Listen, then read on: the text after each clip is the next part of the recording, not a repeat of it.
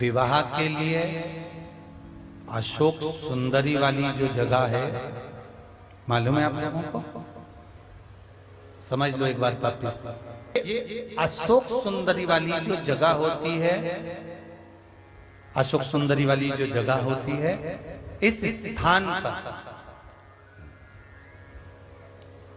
सोमवार की अष्टमी के दिन हल्दी की 7 बिंदी लगाकर वही बिंदी लड़की अपने हस्त कमल पर लगा लेती है और जिस कक्ष में रहती है उस कक्ष में छापा लगा लेती है या परिंदे को छू लेती है, तो महाराज उस कन्या का या उस लड़के का विवाह, जो लड़का कर रहा हो पूजन या लड़की कर रही हो पूजन, तो उसका विवाह 3 से 4 महीने के अंदर बाबा देवाधिदेव महादेव की कृपा से निश्चित हो जाता है।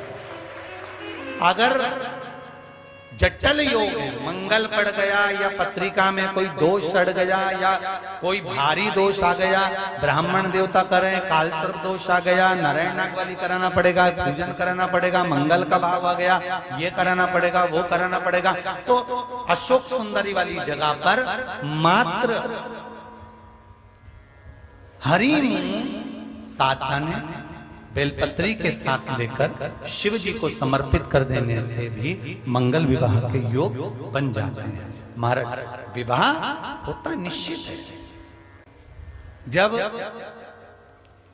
नारी का रजो धर्म का कोई तकलीफ चल रही हो, रजो धर्म से जुड़ी हुई कोई रोग अगर उसके शरीर में चल रहा हो, डॉक्टर अपना इलाज करे, उस समय पर आपको मात्र रजो धर्म के समय पर अगर तकलीफ है और उदर से जुड़ी हुई या भीतर एक बच्चादानी के अंतर्गत कोई गांठ पड़ जाती है या डॉक्टर ऑपरेशन का बोल देता है, किसी भी रूप में अगर तकलीफ है, तो परिवार का कोई भी व्यक्ति एक बेलपत्री के वृक्ष के नीचे इस पत्ते का जो भाग है बीच वाला, ये जड़ की ओर हो और पत्ते को रखकर 7 बार उसी पर जल चढ़ा देता है, केवल कुंदकेश्वर महादेव का नाम लेकर, और उस पत्ते को लाकर उस नारी को जिसको रजस्वला धर्म से जुड़ी हुई बहुत समस्या हो, बहुत तकलीफें आ रही हो, उसको वो पत्ता खिला देते हैं, तो फिर वो रजस्वला धर्म से जुड़ी हुई समस्याएं धीरे धीरे समाप्त हो जाती है। कुंदकेश्वर महादेव कौन से महादेव हैं? कुंदकेश्वर महादेव। लोग शादी में 50 तरह का भोजन बनाना, कितने तरह का? 50 तरह का भोजन बनाना, तो भी लोग बुराई कर कर जाएंगे।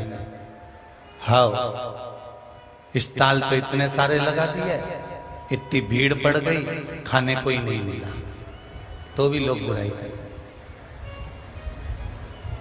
कहीं एक कटोरी में थोड़ा सा भोजन लेंगे, चखेंगे, फेंक देंगे।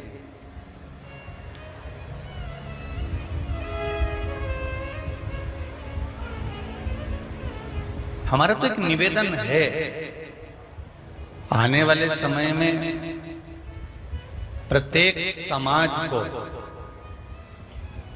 भारत की भूमि पर रहने वाली प्रत्येक समाज, चाहे वो ब्राह्मण हो, चाहे वो क्षत्रिय हो, चाहे वो वैश्य हो, चाहे वो शूद्र हो, प्रत्येक जिस वर्ण के हो, जिस समाज के हो, चाहे तुम जिस समाज के हो, एक समाज के द्वारा एक नियम जारी कर देना चाहिए कि भोजन में मीठे 2 या 3 तरह के बनेंगे, सब्जी 2 तरह की बनेगी, पूड़ी 2 तरह की बनेगी।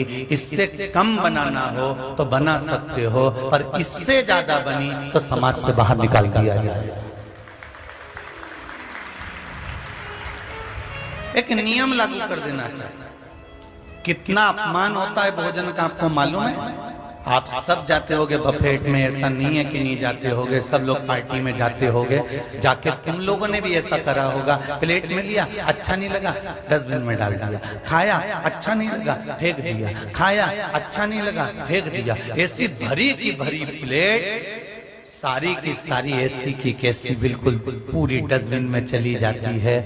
जरा सोचो, जिसके यहाँ की 500 रुपए की 700 रुपए की भरी भराई प्लेट डस्टबिन में जाती होगी, उसने कितनी मेहनत से कमाया होगा, और वो पैसा जब कचरे में जाता है तो कितना दिल दुखता होगा।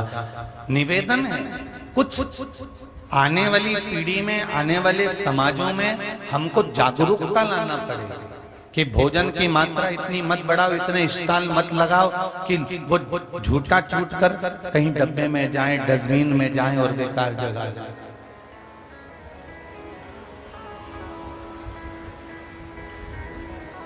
बहुत ज्ञान की बातें हो जाती हैं, बहुत लोग बहुत कुछ करते हैं, बहुत ज्ञान की बातें करते हैं, पर हमको भी थोड़ा ना थोड़ा सतर्क रहना पड़ेगा।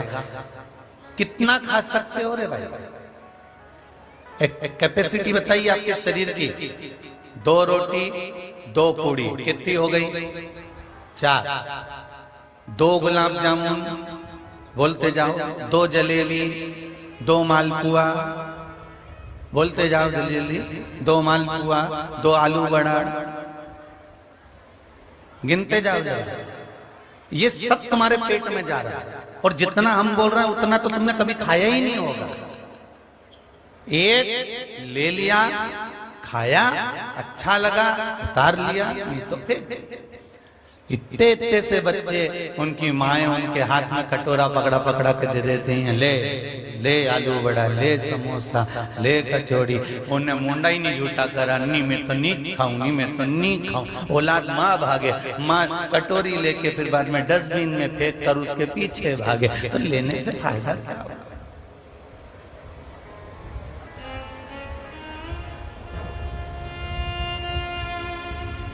तुम कितनी भी अच्छी पार्टी कर लेना, कितना भी अच्छा फंक्शन कर लेना, आखिरी में लोग बुराई ही करेंगे।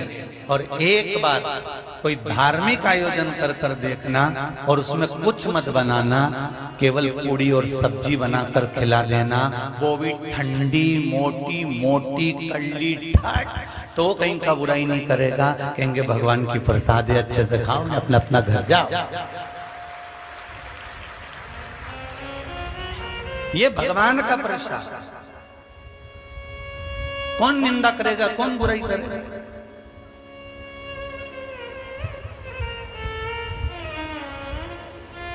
दोनों जजमान इंदौर के हैं, सोनी जी भी और पाठक जी भी,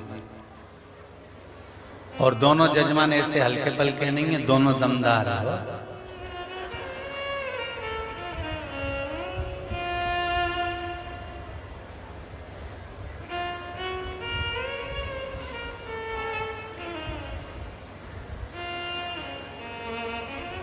आज कोई सुबह प्रश्न कर रहा था कि एक जजमान को इधर बिठाते हो, एक को इधर बिठाते हो, कारण क्या? हमने कहा 2 भारी बेलों को एक ही खूंटे से नहीं बांधा जाता है, दोनों ही दमदार है, दोनों भारी।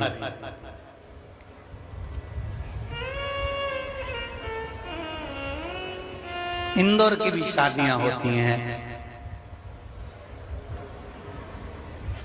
और उन शादियों को भी हमने देखा है कि केवल जितना बनता है उसमें से जरा सा लोग मुंह झूठा कर कर खा कर जाते हैं, बाकी का सब फेंक देते हैं।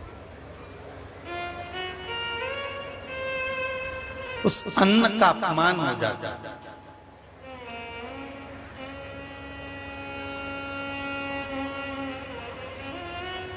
एक व्यक्ति ने प्रश्न किया था, गुरुजी मैंने अपने बेटी की शादी बहुत धूमधाम से करी, बहुत पैसा खर्च करा, खूब लंबी चौड़ी पार्टी करी, उसकी शादी के बाद मेरे जिंदगी में ऐसा बदलाव आया कि मैं नीचे ही जाता गया, जाते गया, आज तक समझ नहीं पाया। कोई कह रहा था कि तुम्हारी बेटी के चरण अच्छे थे, तुम्हारे घर से चले गए, इसलिए तुमको ये घाटा लग गया। कोई कुछ कहता है, कोई कुछ कहता है, आप बताओ कि कारण क्या था? हमने कहा कोई कारण नहीं था। शिव महापुराण की कथा कहती है, जिसके घर की पार्टियों में अन्न का अपमान होता है, फिर वही वाली बात आ गई, ज्यादा भाव खाओगे तो फिर बड़ा और पाव खाओगे।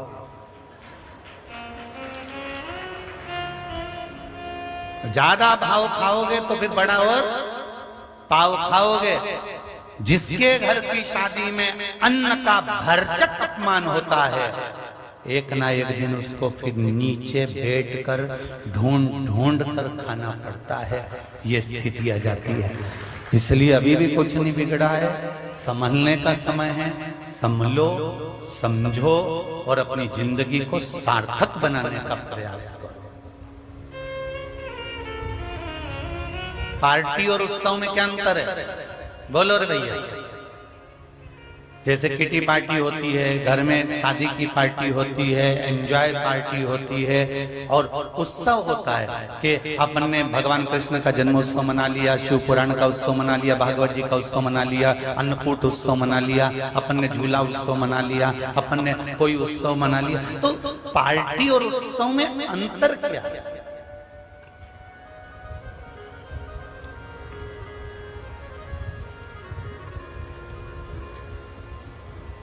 क्या अंतर आ सकता है?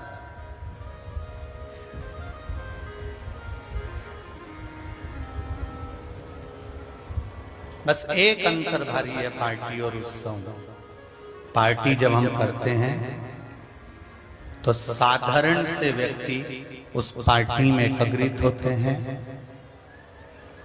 कुछ वीआईपी उस पार्टी में एकत्रित होते हैं। पर जब हम कोई उत्सव मनाते हैं तो उत्सव में कोई साधारण व्यक्ति नहीं जाता, उत्सव में केवल देव, अधिदेव, महादेव या देवता ही जाता है। इसलिए हम भागवत की पत्रिका छपवाते हैं तो उसमें लिखते हैं श्रीमद् भागवत कथा महोत्सव। शिव महापुराण की कथा करवाते हैं तो शिव महापुराण कथा महोत्सव। रामचरित मानस कराते हैं तो रामचरित कथा महोत्सव। यज्ञ कराते हैं तो 5 दिवसीय यज्ञ महोत्सव। हम प्राण प्रतिष्ठा कराते हैं तो प्राण प्रतिष्ठा महोत्सव। हम अन्नकूट करते हैं तो अन्नकूट महोत्सव। हम जन्मोत्सव मनाते हैं तो जन्मोत्सव महोत्सव। हम विवाह करते हैं तो मंगल विवाह महोत्सव। हम उत्सव के रूप में लेते हैं तो भगवान आता है।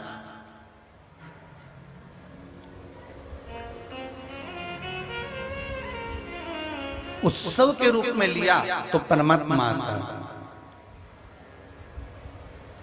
महाराज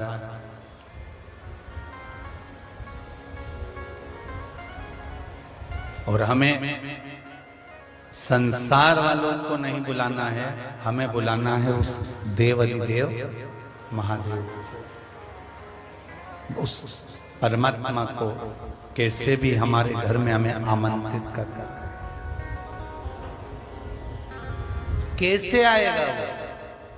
उसको बुलाने के लिए बहुत सारा पकवान की जरूरत होती, तो वो सबसे पहले दुर्योधन के घर चले जाता। उसको बुलाने के लिए अगर ढेर सारे कपड़े की जरूरत होती तो फिर वो यहाँ नहीं आता, कहीं और चले जाता। उसको माणिक, मोती, सोना, चांदी, हीरा, पन्ना, रतन, आभूषण किसी चीज की जरूरत नहीं है। वो तो केवल एक बात कहता है कि मैंने जो तुझे दिया है वो तू मुझे थोड़ा थोड़ा देते रहना। भगवान ने हमको दिया क्या है? ये इंद्रियां परमात्मा ने दी, तो इन इंद्रियों को भगवान में लगा दो। श्रवण इंद्री को परमात्मा में लगाओ, दर्शन करने के लिए नैनों को परमात्मा में लगाओ, जिह्वा को भगवत भजन में लगाइए, इस मस्तक को उस परमात्मा के आगे झुकाते रहिए, ये हाथों को उसकी सेवा में लगा कर रखिए, इन चरणों को कहो कि तू तीर्थ तक, मंदिर तक, देवालय तक, परमात्मा तक चले जा। क्यों? क्योंकि धन जब तक तुम्हारे पास में है, सत्ता जब तक तुम्हारे पास में है, वैभव जब तक तुम्हारे पास में है, तब तक तो लोग तुम्हारे हाथ जोड़ेंगे, तुम्हारा सम्मान करेंगे, आदर करेंगे, सत्कार करेंगे। पर जब सत्ता चली जाएगी, वैभव चले जाएगा, धन चले जाएगा, तब कुछ साथ नहीं देगा। तब साथ देगा तो जो तुमने शिव महापुराण की कथा को सुना है, जो तुमने राम नाम, कृष्ण नाम, शिव नाम लिया है, वो तुम्हारे साथ रहेगा, अंतिम बिंदु तक रहने वाला।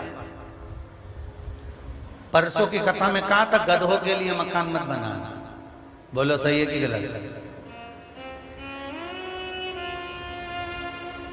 गाय बांधने के लिए मकान बनता है, चिड़िया को रखने के लिए मकान बनता है, तोते को रखने के लिए मकान बनता है, घोड़े को बांधने के लिए अस्तबल बनता है, शेर को रखने के लिए भी मकान बनता है, सब जानवरों को सबको रखने के लिए मकान बनता है, पर गधे के लिए कभी मकान नहीं बनता। इसलिए अगर पुत्र तुम्हारा समझदार है, संस्कारित है, माता पिता का आदर करने वाला है, सबको लेकर चलने वाला है, उसमें नम्रता भरी हुई है, चाहे कितना भी अच्छे कॉलेज में पढ़ लिया, चाहे कितना भी अव्वल आ गया, चाहे वो कुछ भी बन जाए, डॉक्टर बने, कलेक्टर बने, चाहे इंजीनियर बने, जिस जिस ओहदे पर जा सकता है अच्छे से अच्छे ओहदे पर जाए। तुमने खूब अच्छे कॉलेज में पढ़ाया, विदेश भी भेजा, सब कुछ संस्कार दिए, पर सारा ज्ञान तो तुमने दे दिया, पर अगर उसमें नम्रता नहीं है, झुकना नहीं आता, आप माता पिता के चरणों को प्रणाम करना नहीं आता, माता पिता की बात को अगर वो काट रहा है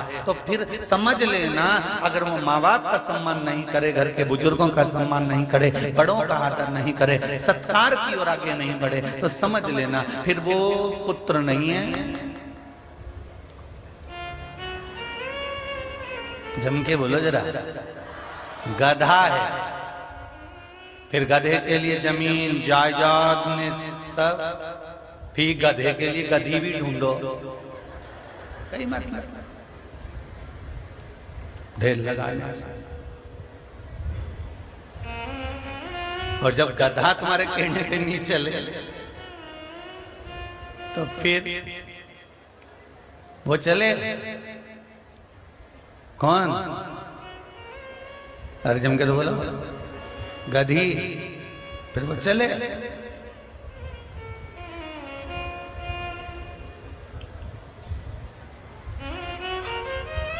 बहुत कठिन, बहुत कठिन।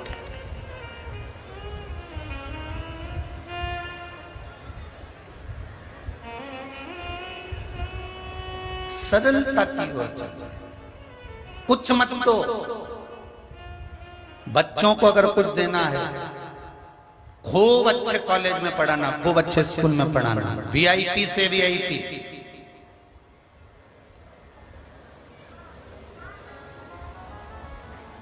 छोरा खूब ठेठ की अंग्रेजी बोले, मुंडा से उसकी हिंदी निकले ही नहीं।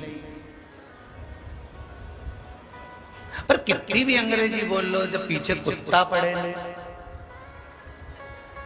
तो कुत्ता थोड़ी ना अंग्रेजी जाने, excuse me, please please please. कुत्ता को भगाने के लिए प्लीज काम नहीं आया, तो कहना पड़े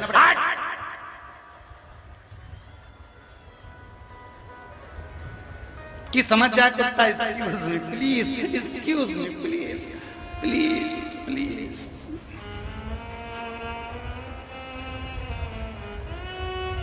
किस काम का?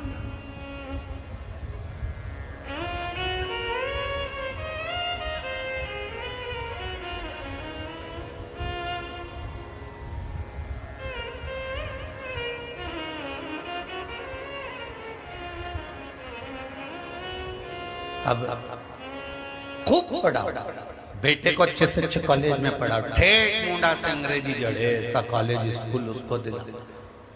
वीआईपी कल्चर हो आपके बच्चे का, मनाना। खूब अच्छे कपड़े पहने, उनकी भी मनाना, पर एक चीज में कमी मत आन देना, आपके चरणों में झुकने में और आपकी बात काटने में उसको आगे मत बढ़ने देना।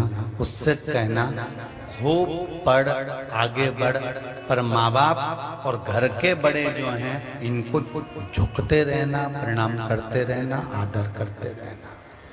इनके सामने बड़ा मत बन जाना, इनके सामने झुकता।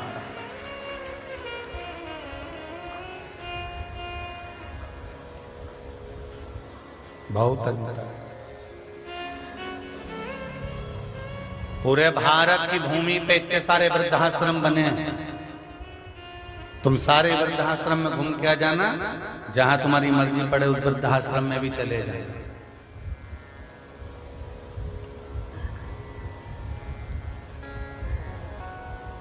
भोपाल है, इंदौर है, आसपास में बहुत वृद्धाश्रम है, तुम्हारी मर्जी पड़े अपने शहरों के वृद्धाश्रम में जाओ, जितने लोगों से मिलना उतने लोगों से मिलना। पूरे वृद्धाश्रम में, भारत की भूमि के जितने वृद्धाश्रम हैं, सारे वृद्धाश्रम में जाकर एक बात किसी से पूछ लेना कि उन वृद्धाश्रम में जितने भी बूढ़े मिलेंगे, वो बूढ़े गांव के नहीं मिलेंगे, वो बूढ़े हमेशा शहर के ही मिलेंगे। पढ़े लिखे लड़कों ने अपने माँ बाप को वृद्धाश्रम में छोड़ा है। जिसके पास में जमीन तक नहीं है, जिसके पास जमीन तक नहीं है, जमीन भी नहीं,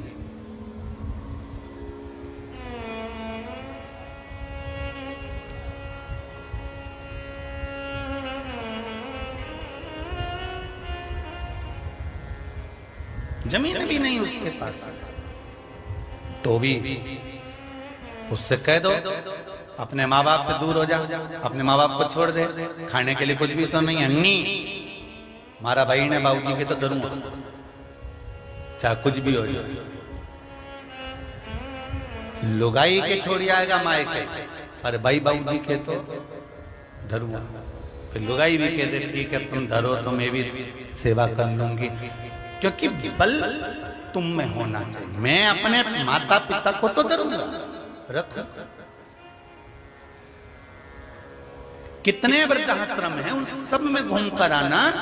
वृद्धाश्रम में एक भी अनपढ़ व्यक्ति के माँ बाप, एक भी गांव के रहने वाले व्यक्ति के माँ बाप नहीं मिलेंगे। मिलेंगे तो सब वीआईपी कल्चर के माँ बाप मिलेंगे, क्योंकि इन्होंने पढ़ाया तो खूब अच्छा, स्कूल भी दिया, कॉलेज भी दिया, खूब अच्छी वीआईपी ट्रीटमेंट भी दी, विदेश तक पढ़ने के लिए भेजा ने, बड़े बड़े शहरों में पढ़ने के लिए भेजा, सब कुछ अपने बच्चों को दिया, हैंडसेट भी दिया, तो लैपटॉप भी दिया, तो इसको टॉप का भी बना दिया, सब कुछ दिया। पर अपने बच्चों को देते देते ये भूल गए थे कि हमें संस्कार भी देना है, क्योंकि अगर हम केवल विद्या के बल पर रहेंगे तो विद्या के बल पर रहेंगे तो बेटा डॉक्टर बन जाएगा, इंजीनियर बन जाएगा, कलेक्टर बन जाएगा, मंत्री संतरी कलंतरी सब बच्चा बन जाएगा। पर संस्कारवान बच्चे को कभी भी अगर बनाना है तो कॉलेज और स्कूल वाले तुम्हारे बच्चे को संस्कारवान नहीं बनाएंगे, बच्चों को संस्कारवान बनाएंगे। तो ये शिव महापुराण की कथा, ये राम कथा, ये भागवत ही बनाएंगे, उसके सिवाय कोई नहीं बना सकते। इसलिए आज भी कुछ भी नहीं गया, अपने घर के छोटे छोटे बच्चों को एक लोटा जल पकड़ाओ, सवेरे स्कूल जाने से पहले महादेव के मंदिर पहुंचाओ, सारी समस्या का हल एक लोटा जल। जब वो रगड़ता हुआ धीरे धीरे प्रेमवश आराम से चलकर शिव मंदिर जाएगा, उसको नींव भी चढ़ाना आएगा तो भी कहीं तो पानी ढोल के आएगा, कहीं तो जाएगा, उसको जाने स्कूल बाद में जाना। अब बच्चा लेट हो रहा है, वेन आने वाली है, गाड़ी आने वाली है, और सियोर वाला महाराज कह रहा है पहले मंदिर भेजो। तो बच्चा अगर स्कूल जाने के टाइम पर वेन का टाइम हो गया तो मेरी जीजियों आपसे निवेदन है, थोड़ा तुम जल्दी जगो। पर तुमने टाइम बांध के रखा है, छोरा जाए 8 बजे, अम्मा उठे 7 बजे। 7 बजे उठ के इसकी जो लीला चालू होती है जगदम्बा की, उठते से पहले छोरे को उठ जा, वेन आने वाली है, उठ जल्दी से। और जो चिल्लाने पड़ी, बिना मुंडा धोए रसोई घर में चली गई, टिफिन मिफिन बना के अभी तक सो रहा, फिर उठाया 7:30 बज गए, उठ रहा कि नहीं उठ रहा, और फिर नहीं उठा तो धो दिया लपक के। फिर इतने में दादी आ गई, दादी ने संभाला, तू एक काम कर टिफिन बना ले, मैं छोरे को तैयार कर दूंगी, क्योंकि ये चाहती थी कि बुढ़िया उठे, ये तो चाहती थी।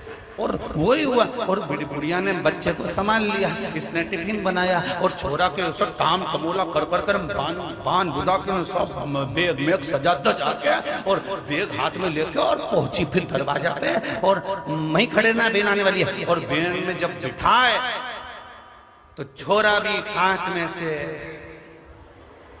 बाय बाय करे, गजब की अम्मा है, धन्य है। जाते जाते छोरा भी के भगवान, अगर स्कूल नहीं होता तो हमारी जिंदगी नरक हो जाती। भगवान ने पूछा वो कैसे? सवेरे 8 बजे का पीछा छोड़ती है। अम्मा शाम को 5 बजे आता हूँ तो अम्मा को लगता है कि खूब पढ़ के आया होगा, फिर प्रेम करती है खूब आराम से।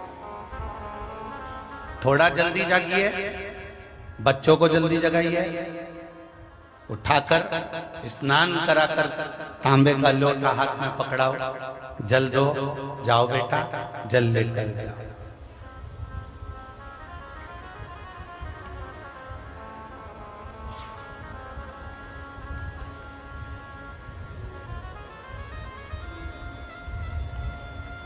अभी वो कोई कह रहा था कि गुरुजी अगर मान लो पति लोटा लेके नहीं जाए और पत्नी अगर लोटा लेने चले जाए मंदिर में और वो जल चढ़ाए तो पति और पत्नी दोनों एक ही लोटा से पानी चढ़ा सके।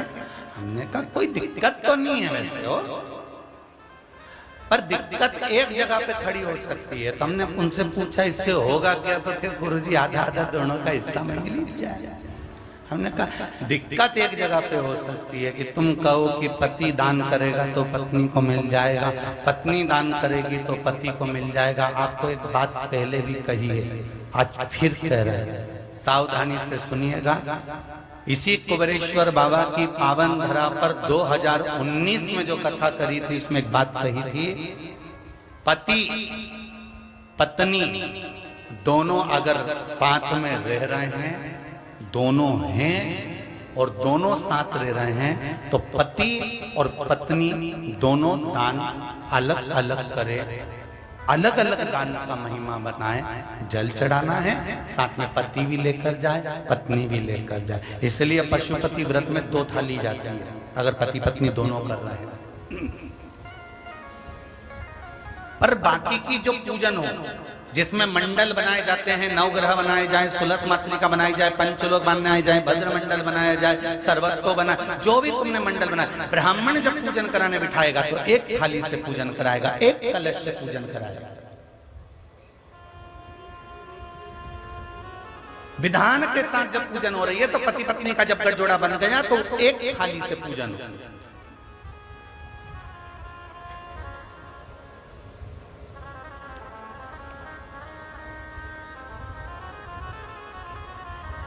पति दान करेगा पति को मिलेगा, पत्नी करेगी पत्नी को मिलेगा। पर जब पति या पत्नी दोनों में से कोई एक चला जाता है, पत्नी चली गई, फिर पति ने अगर 5 रुपए भी कहीं गौ माता के चारे में लगाए हैं तो उसमें पति के हिस्से में से 2.5 रुपए पत्नी के खाते में कटकर चले गए अपने आप। उसको काटा नहीं गया, अपने आप चले गए। पति पत्नी में से अगर एक भी अगर चले जाता है, एक भी अगर परमात्मा के धाम चले गया, तो फिर दोनों में से जो भी एक रहेगा मृत्यु लोक में, और वो अगर दान कर रहा है, वो व्रत कर रहा है, वो एकादशी कर रहा है, वो प्रदोष कर रहा है, वो पूजन कर रहा है, वो अनुष्ठान कर रहा है, वो कोई पुण्य कर रहा है, वो ब्राह्मण भोजन करा रहा है, वो सत्कर्म कर रहा है, तो उसका आधा हिस्सा उसके खाते में चले जाएगा, जो गया उसके खाते। तुम जाओ लोटा लेके, जल लेकर जाइए। शिव मंदिर में अगर आपका मन है कि पत्नी कलश लेके जाती है, मैं हाथ लगा लूंगा, तो कलश लेकर पत्नी जाए, हाथ लगाए, मना नहीं है। पर एक काम जरूर करना, अगर जल आप चढ़ा रहे हो दोनों मिलकर, वैसे तो नियम अनुसार शरीर में अगर रोग है, बीमारी है, कष्ट है, घर में बहुत दुख है, तो जितने सदस्य घर में रह रहे हैं, प्रत्येक घर का सदस्य 1 लोटा जल शिव जी पे जरूर चढ़ाए। क्यों? हो सकता है तुम्हारा ग्रह तो अच्छा है कि तुम जल चढ़ाने लगे, उसका ग्रह भी अच्छा है वो जल चढ़ाने लगा, फिर भी घर में काम नहीं हो रहा, तो घर में जो कोई एक व्यक्ति ऐसा रह रहा है जिसका मन पूजन में नहीं जा रहा, जिसका मन शिव के द्वार तक नहीं जा रहा, भगवान उसको बुलाना ही नहीं चाह रहा, तो उसको हमें मंदिर तक पहुंचाना है। क्यों पहुंचाना है? क्योंकि हो सकता है इसी के ग्रह से हमारे घर में तरक्की नहीं हो पा रही, उन्नति नहीं हो पा रही, तो उसको मंदिर तक लेकर जाना है, उसको द्वार तक छोड़ कर आना है। भगवान के भरोसे पर फिर उसको छोड़ देना। जब वो एक लोटा जल चढ़ाना प्रारंभ कर देगा, हो सकता है कि हमारी भी कुछ उन्नति रुक रही हो किसी कारण से। भक्त कहता है, विष्णु पुराण प्रथम अध्याय, भक्त कहता है भगवान नारायण से, मैं तुम्हारे मंदिर में 56 भोग लगाऊंगा, बस थोड़ा धन आ जाए, प्रभु लक्ष्मी दे दीजिए, मैं 56 भोग लगाऊंगा। भगवान विष्णु ने तुरंत लक्ष्मी जी से कहा, इसको लक्ष्मी दे दो, धन दे दो। लक्ष्मी जी बोली, मेरी भी एक शर्त है। ये शर्त रखकर बैठा है कि भगवान मुझे धन देगा तो मैं 56 भोग लगाऊंगा। लक्ष्मी जी कहती है, शर्त लगाकर मैं भी बैठी हूं, ये 56 भोग लगाएगा तब मैं लक्ष्मी दूंगी। मेरी शर्त लगा,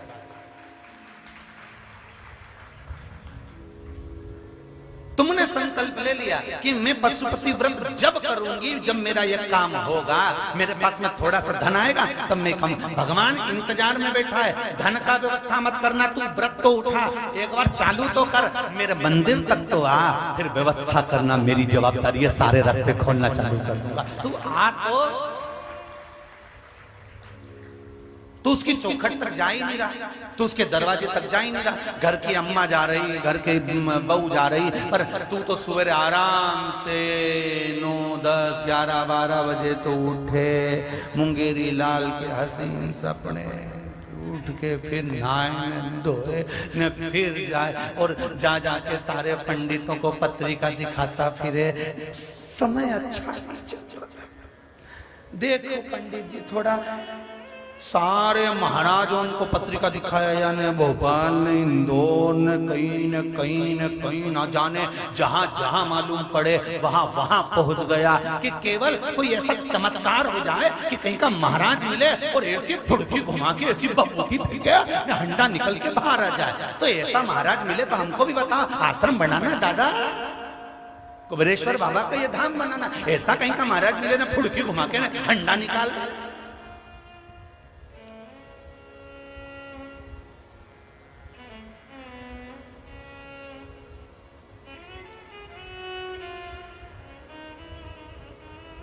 अगर ऐसी घुमा के हंडा निकालने वाले होते तो गीता जी में मेरा कृष्ण, मेरा ठाकुर नहीं कहता कि कर्म करिए, फल की इच्छा मत रखना, मैं दूंगा तो काम तो कर। पत्रिका देखकर कह दिया तुम्हारा योग अच्छा चल रहा है, गज केसरी योग है। ओहो, और मालूम पड़े दरवाजे पे सुअर घूम रहे हैं और के गज केसरी योग, ना गज है ना केसरी है, सुंगरा घूम रहे पूरा उठा। सारी दुनिया में दिखा दिया। 11 बजे सो के उठे, 1 बजे ऑफिस में पहुंचे, 3-4 बजे तक बैठे, 4 बजे तक बैठने के बाद भी दिन भर जब से पहुंचा ऑफिस में तब से व्हाट्सएप से फुर्सत नहीं है, मोबाइल से फुर्सत नहीं है, फुर्सत नहीं, चैटिंग से फुर्सत नहीं। शाम के घर आया और भगवान का रोना रे, भगवान तूने कैसा कर दिया, भगवान मेरा काम नहीं चले, भगवान मेरा धंधा नहीं चले, भगवान मैं तो बर्बाद हो गया।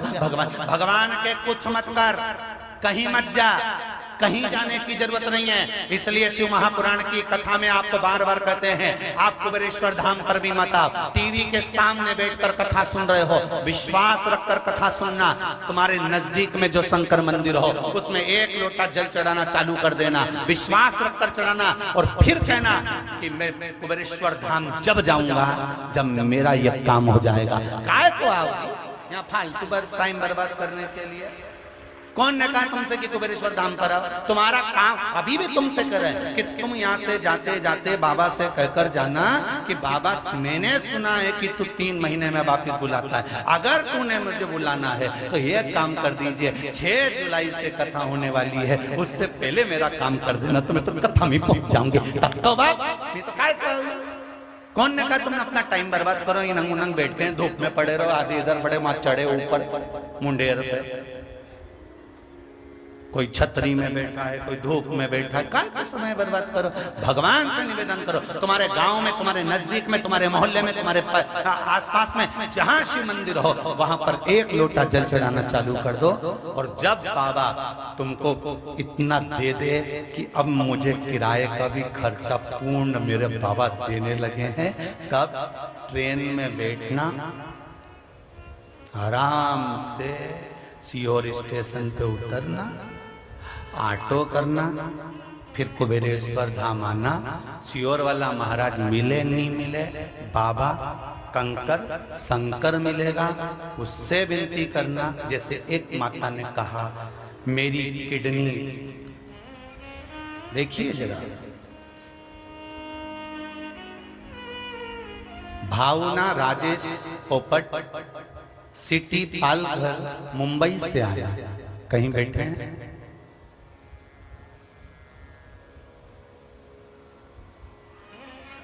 पालघर मुंबई से कहीं बैठे हो तो हाथ हिलाइएगा। भावना राजेश जी पोपट, सिटी पालघर, मुंबई से कहीं बैठे हो तो हाथ जरूर हिलाइएगा। हर हर महादेव। मुंबई वाली कहीं बैठी है? बाहर वाले पंडाल में भी कहीं पर बैठे हो तो स्मरण करिएगा। आपने लिखा है शिव कृपा से मेरी डैमेज, और जिस जगह पे लिखा उन्होंने पीले कलर की शाही से लाइन भी खींच दी है, देखिए आप, पीले कलर की शाही से लाइन भी खींच दी कि बाबा ने मेरे पर क्या कृपा करी। शिव कृपा से मेरी डैमेज किडनी ठीक हो गई और दामाद को जॉब भी मिल गई अच्छे पैकेज का। आपको बहुत बहुत धन्यवाद। आपके आशीर्वाद से, शिव कृपा से हमारे सब काम बन रहे हैं। मेरी एक किडनी 20 से 22 साल से डैमेज थी, इसमें लिखा है ये 20 से 22 साल से डैमेज थी, और कभी कभी उसको बहुत शरीर में कष्ट होने लगता था। पर मैंने 2 बार पशुपतिनाथ का व्रत किया और बाबा का नाम जप श्री शिवाय नमस्तुभ्यम प्रारंभ किया, तब से मेरी हेल्थ अच्छी होने लगी।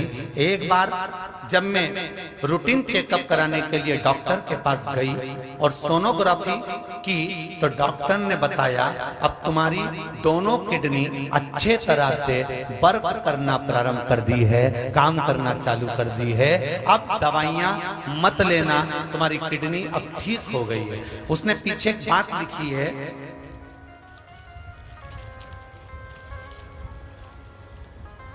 मुझे हिंदी में लिखना अच्छे से नहीं आता, गुरुजी भूल हो जाए तो माफ कर देना, मेरे हृदय की बात। तो ये शिव भक्ति नहीं तो क्या है?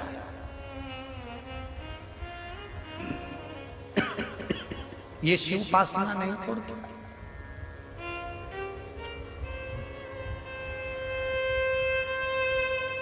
मैं जिन्होंने पत्र लिखा मैं इनसे पूछना चाहूंगा, आप पहले कभी कुबेरेश्वर आए? नहीं आए होंगे, टीवी पर कथा सुनी होगी, पर विश्वास जब हृदय में जागरूक हो गया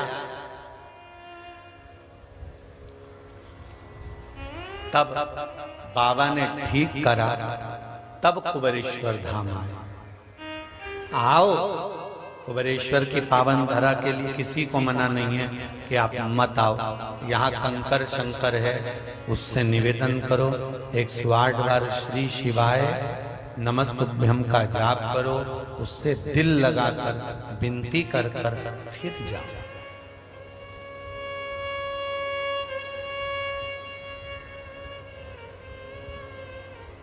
सारे तीर्थ घूम कर आ जाओ और एक बार कुबेरेश्वर धाम की धरा पर आकर देखना। सारे तीर्थ होकर आ जाओ और एक बार इस वो चौराहे से ही तुम गाड़ी अंदर लोगे और अंदर आते आते आते आते आते आते जब प्रवेश करोगे कुबेरेश्वर बाबा के दरवाजे से जब अंदर पांव रखोगे, बस उसका एक कंकर भी शरीर से छू गया तब आपको महसूस होगा, ऐसा लगता है कि हम तो घर ही नहीं जाएं, यहीं बाबा के धाम बस जाएं, तब लगेगा।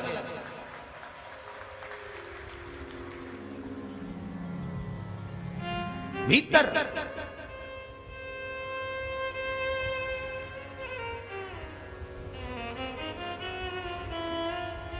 अभी ये दोनों जजमान बैठे हैं हमारे सोनी जी और पाठक जी, इनके घर में भी कमरों में बहुत सुंदर सुंदर एसी लगे होंगे, हाल में भी लगे होंगे, जोरदार सभी व्यवस्थाएं होंगी, सब कुछ होगा, भोजन भी अच्छा बनता होगा, सब काम होगा। अभी यहाँ तो एक सब्जी बने न भोजन न पूड़ी बन जाए न रोटी बन जाए न चावल बन गया कभी। अब उसके बाद भी यहाँ के भवन में कहीं रह रहे हो, कहीं रह रहे हैं, उसके बाद रात्रि को तपन भी होती है, उमस भी होती है, उसके बाद भी शिव भक्ति का जो बल होता है, जितना जितना मेरे बाबा को यहाँ पर तपाना होगा उतना तपाएगा, सब निचोड़ लेगा तुमको, तब यहाँ से भेजेगा कि तेरे दुख काट कर भेज रहा हूं,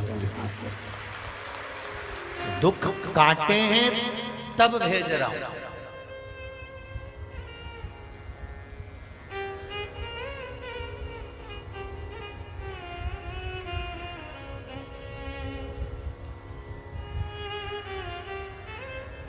घर में दोष देख रहे हैं, पत्रिका में दोष देख रहे हैं, परिवार में दोष देख रहे हैं, संसार में दोष देख रहे हैं। शिव महापुराण की कथा कहती है अपने भीतर का दोष देखिए कि हम क्या कर रहे हैं। सुबह जल्दी उठिए, घर के बच्चों को ये जागरूक बनाइए कि बेटा तू उठाए ना, 8 बजे उठाए ना, कोई बात नहीं, उठाना 9 बजे उठाना, कोई बात नहीं, ले जरा मंदिर तक चले जा, बाजू में ही मंदिर है, ऐसा कोई गाँव नहीं जिसके पास में मंदिर नहीं हो, बेटा चले जा, एक लोटा पानी ले जा, चढ़ा के आ जा। मंत्र नहीं बोलूंगा, मत बोल,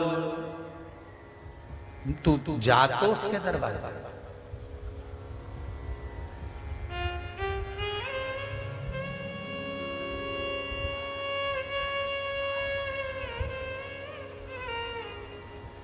इतने प्रश्न आज के नवयुवक बच्चों में, इतने प्रश्न।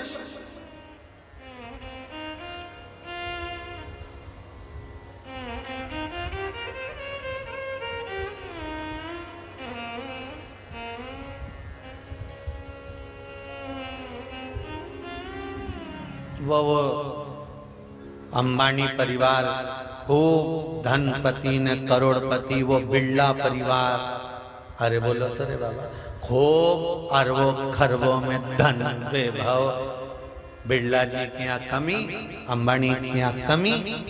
फिर उनको क्या पड़ी बिरला जी को कि एक मंदिर पूरा नहीं होता दूसरे मंदिर का निर्माण चालू करवा देते हैं, दूसरा मंदिर पूरा नहीं होता तीसरे मंदिर का निर्माण चालू करवा देते हैं, तीसरा मंदिर पूरा नहीं होता चौथे मंदिर का निर्माण चालू करवा देते हैं। क्या पड़ी वह अंबानी परिवार को कि उनके घर की बहू प्रत्येक पूर्णिमा को सत्यनारायण भगवान की कथा पंडित से नहीं खुद बैठकर पढ़ती है और पूजन करती है। क्या पड़ी?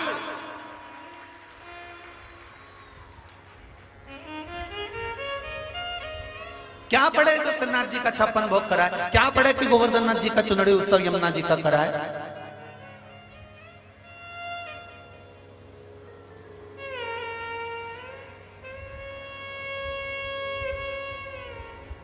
कर्म करो, उस पर विश्वास रखकर करो, फिर फल देखिए बढ़ना अपने आप चालू होगा।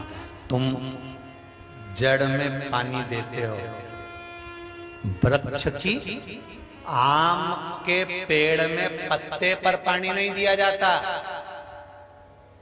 आज के जो छोरा छोरी हैं वो पत्ते पर पानी दे रहे हैं, वो क्या हम अच्छे कॉलेज में पढ़ेंगे, हमारा भाग्य हम चमका लेंगे। चमका तो लोगे पर बाद में रोगे, थोड़े दिन की चमक दिखती है,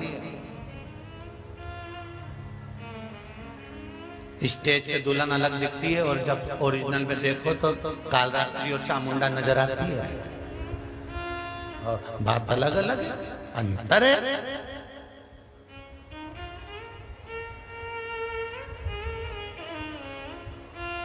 हम तो शादी में बहुत कम जाते हैं, क्योंकि हम जाते हैं तो फिर लोग पूछते हैं साहब बहू कैसी है। अब क्या बोले क्या? और बरमाला पहनाते समय समझ में आ जाती है कि कौन सी देवी है। बस बरमाला के समय पर उतनी देर में उनकी आंख से पता चल जाए कुसुमांडा आई है, पक्का तुरंत उतनी देर में। और ये बूढ़ी बूढ़ी माताएं बैठी हैं, इनसे पूछो। केवल सियोर वाला महाराज चेहरा देख के नहीं पहचाने। ये बूढ़ी बूढ़ी जितनी बुजुर्ग माताएं बैठी हैं, इन्होंने ऐसे ही बार तो धोला कर लिया।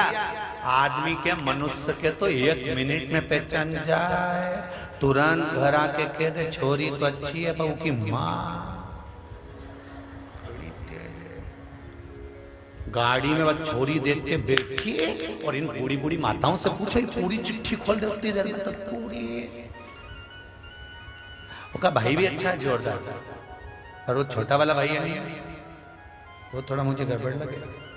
और उसे ही लगी है, तुम्हारे तो लगे दोनों एक जैसी दिखे। मतलब उसकी चतुरता देखिए, कितनी पहचान, कितनी पहचान। अब तुम किसी व्यक्ति से इतनी सी देर में मिले और पहचान गए कि ये व्यक्ति ऐसा है। तुम रोज रोज शंकर जी के मंदिर जाओगे, रोज रोज देवाधिदेव महादेव के मंदिर जाओगे, रोज रोज परमात्मा के मंदिर जाओगे, तो भगवान भी तो पहचानेगा कि अपना स्वभाव कैसा है। हम किसमें के हैं? हम कहीं अहंकार तो नहीं, काम तो नहीं, लोभ तो नहीं, वासना तो नहीं, तृष्णा तो नहीं।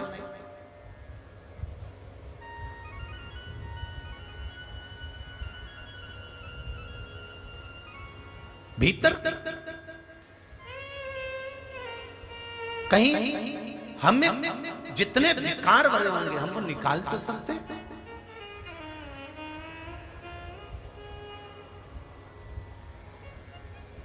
आज ही कोई कह रहा था, गुरुजी वो मां के देश वाले ने ऐसा बम बनाया।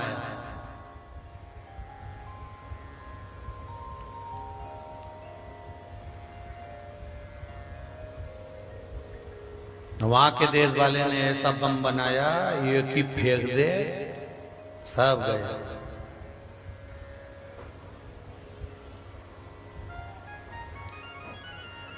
अपने देश ने तो हमने कहा भारत माता की रक्षा करने की जवाबदारी देवाधिदेव महादेव की। वो बम बनाते हैं, हम बमा बम बनाते हैं।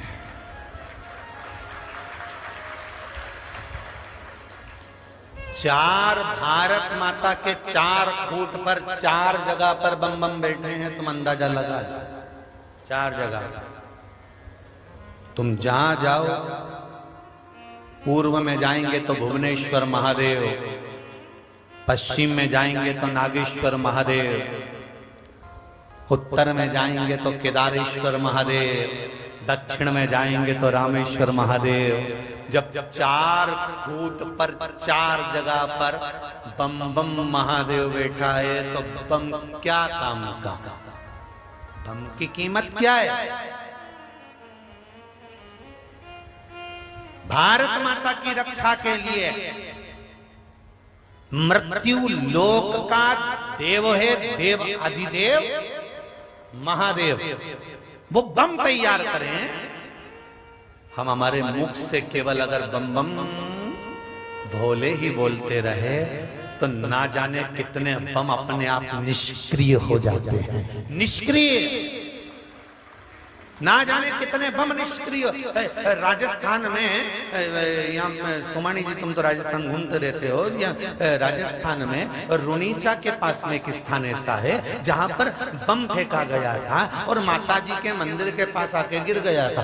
बम इतना भयंकर था कि पूरा को उड़ा सकता था, पर वो बम जब माता रानी के पास में गिरा, उसके पास में छोटा सा शंकर जी का शिवालय था, उस शिवालय के पास में जाकर वो बम टकराकर वहीं पड़ा दिया। आज भी पड़ा है, तुम राजस्थान घूम के आओ तो बम को छुआ, आज भी पड़ा है। पर वो ना तो मंदिर उजड़ा ना महादेव। और कितना देर दर्शन करना है। केदारनाथ जी में त्रासदी आई, सब बह गए, सारे बड़ी बड़ी होटलें, बड़े बड़े क्या क्या बने हुए थे नजारे, सब बह गए। और वही नजारों में एक नजारा मेरे केदारनाथ का था, वो भी तो बैठा था, बह जाता पर नहीं।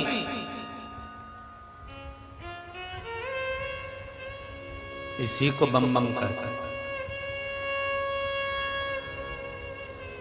वो बैठा। अब एक विचार करो थोड़ा सा कि अपने बच्चों को अगर मंदिर जाने की आदत डाल देते हैं, आप अपने बच्चों को एक लोटा पानी ले जाकर शिव मंदिर में चढ़ाने की आदत डाल देते हैं, और माताओं से निवेदन है ये बात मत लेके आना कि ताजा पानी भर के ले जा, कि ये पानी भर के ले जा, कि वो पानी भर के ले जा। तुम तो छोरा छोरी क्यों ना मटका में से उलीच ले ली जा, तो मटका में से ले जा, ठंडा में भरा है उठा ले जा, आरओ में से चालू कर उठा, अरे बोलो तो ले जा। क्योंकि छोरा छोरी को तुमने जब ज्यादा अगर बहुत ज्यादा अगर बच्चों को कहोगे नी पहले तू ये कर, पहले तू हाथ ऐसे धोना, फिर पाँव ऐसे धोना, फिर मंदिर में जाए तो ऐसा करना, तो छोरा छोरी पहले ही कह दे मैं तो जाऊं नहीं जा। हमें ज्यादा नियम धर्म नहीं बताना। शंकर जी की पूजन में ज्यादा नियम धर्म नहीं है। यहाँ तो शंकर भगवान को प्रसन्न करने के लिए कुछ नहीं चाहिए। शिव जी को प्रसन्न करने के लिए एक लोटा जल,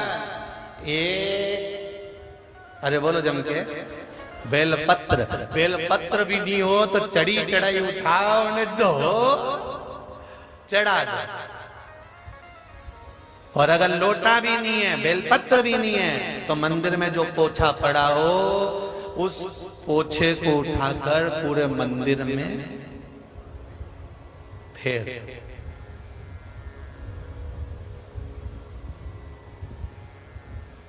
कभी कभी हम तो कई दादियों से कहते हैं कि अगर तुम्हारे घर में पोता नहीं आ रहा हो तो शंकर जी के मंदिर में पोता फेरना चालू कर दो।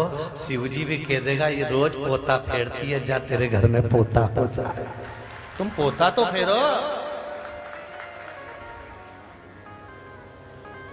जीवाण का पोता थोड़ा कम कर दो, ये गली चले दादा। घर का सब काम करके जो बैठे नहीं उनके बाद जो चले तो शाम के 6 बजे तक ही जाए। और निंदा करने वाली बोले भी सर मैं जाऊं, मैं टाइम हो गया हमारा, तो फिर क्या रुक तो चाय पी जा, इधर बैठ, अभी और 2-4 की बात करेंगे बैठ। और पूरा पोता फिर पूरा के फिर तुम मंदिर में जाओ, शिव मंदिर में जाकर जो कुछ मत करो। अगर कुछ ना बने तो सोमवार के दिन पशुपतिनाथ का व्रत करने वाली माताएं जब मंदिर में जाती है प्रसाद छोड़कर आ जाती है, कोई 1-2 नियम बना लो कि उन प्रसाद को अलग से उठाकर तसले में रख दूंगी, तसले में रखकर अगर बटेगा तो बांट दूंगी, नहीं कोई लेगा तो गौ माता को खिला दूंगी, और पूरे मंदिर में पोछा लगा कर आऊंगी। क्योंकि ये तो आएंगी तो रख कर चली जाएंगी, तो हमारा भी तो फर्ज है कि हम कुछ करें। एक नियम बना लो कि मैं जाकर पूरे मंदिर को साफ कर दूंगी, स्मरण करूंगी, भजन करूंगी, और मैं साफ करते करते मुंडा मत चला जाओ, मैं साफ करते करते एक ही काम कर जो, भोलेनाथ दया करना मैं भरोसे हूँ, मेरे बाबा दया करना मैं तेरे भरोसे हूँ। बस काम करते करते उसका स्मरण करते रहो। रसोई घर में भी काम कर रहे हो, अपने घर में काम कर रहे हो तो भी बोलते रहो बाबा बड़ा दुख है। भोलेनाथ दया करना मेरे भरोसे उससे निवेदन मेरे भोले तेरा सहारा है, मेरी नैया का तू किनारा है। कर्म करना मत छोड़ना। आज के लोग सोचते हैं कि पका पकाया भोजन मिल जाए तो थोड़ा तो काम करो सा, थोड़ा सा। हम तो कुबेरेश्वर धाम आने वालों से भी कहते हैं कहीं तुम्हें पॉलीथीन पड़ी मिले, कचरा पड़ा मिले, उसको उठाकर डस्टबिन में डालो, उसका द्वार साफ कर कर जाना, तो घर जाकर तेरे भी जितने द्वार हैं वो अपने आप साफ हो जाएंगे। दिक्कत नहीं होगी, कष्ट नहीं होगा। विष्णु पुराण, अग्नि पुराण, पद्म पुराण, नर्मदा पुराण, जितनी पुराण तुम्हारे घर में रखी हो शाम को जाकर निकाल कर पढ़ना। उसमें लिखा है कि किसी भी तीर्थ में जाकर अगर हम फैलाते हैं, गलत काम करते हैं, कुछ भी हमने गंदगी करी है तो हमारी जिंदगी में हमारे पास से भी गंदगी समाप्त नहीं होती। ये हमारे पुराण कहते हैं। इसलिए तीर्थ में जाकर थोड़ी बुआरी काट, थोड़ी सफाई,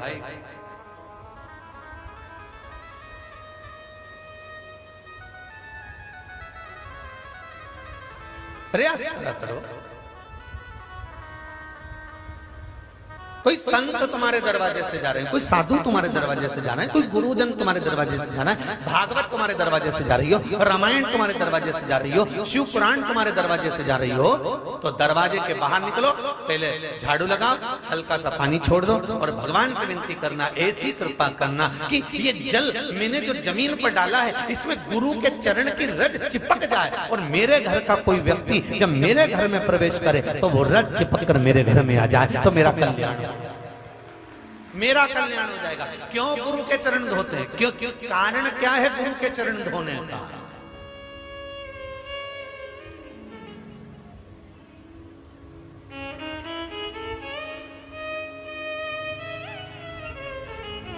महाराज शबरी सवार रास्ता आएंगे राम जी,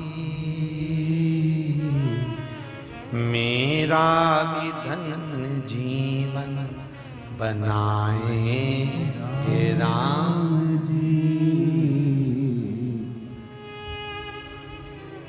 शबरी सवार रास्ता आएंगे राम जी, शबरी सवार रास्ता आएंगे राम जी, मेरा भी धन्य जीवन बनाएंगे राम जी,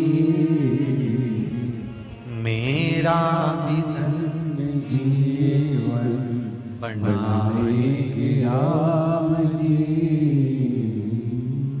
रोज जल लाती है, छींटती है, रोज आती है, बुआरी काटती है, रोज आएगी, झाड़ू लगाएगी, प्रतिदिन।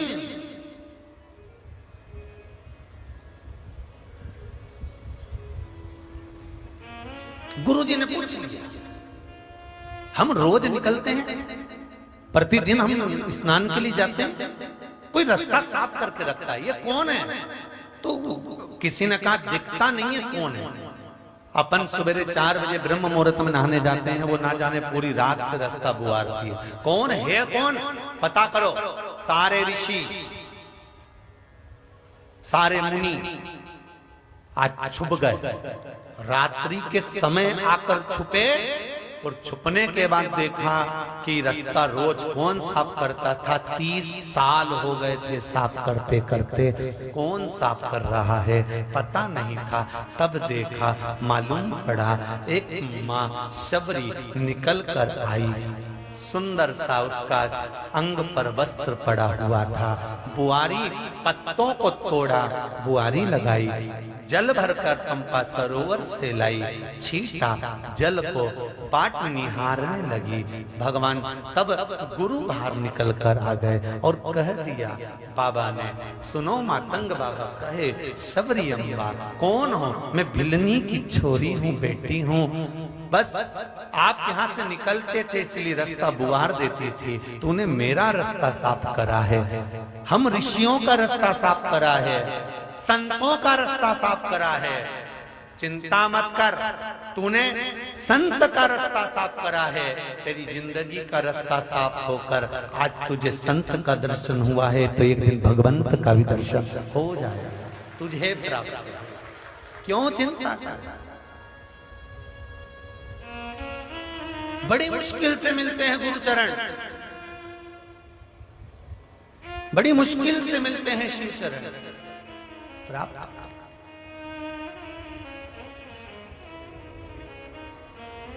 बागों से चुन चुन के कलियां ला रही, बागों से चुन चुन के कलियां ला रही, राहों से निकले राम तो।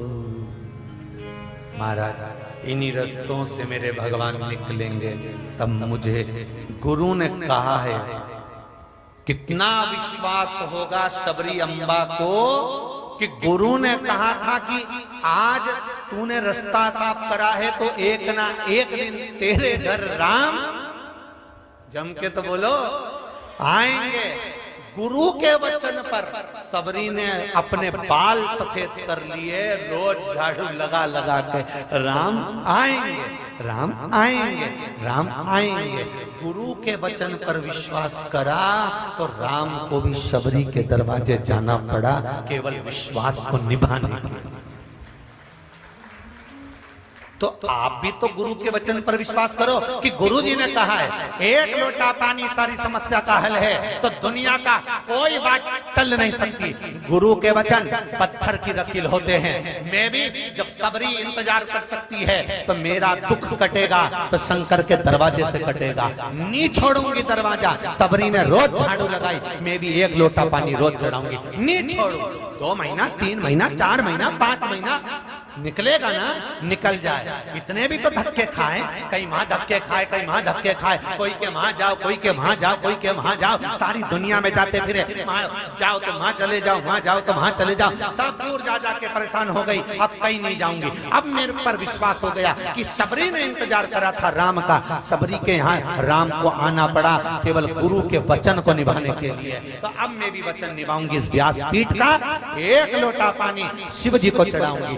देखो दुख मिटे कि नहीं मिटे, वो आएगा और मिटा कर जाए, आना पड़ेगा, वो नहीं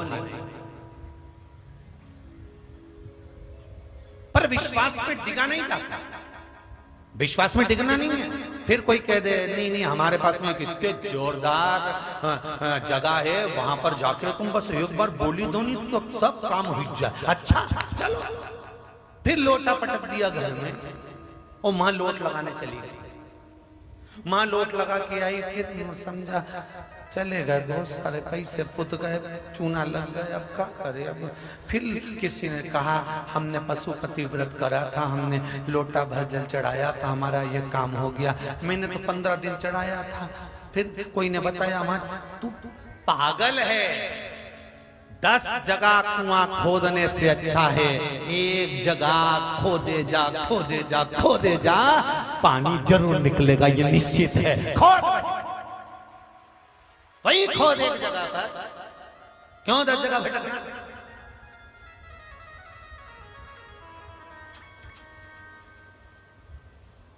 भटक कर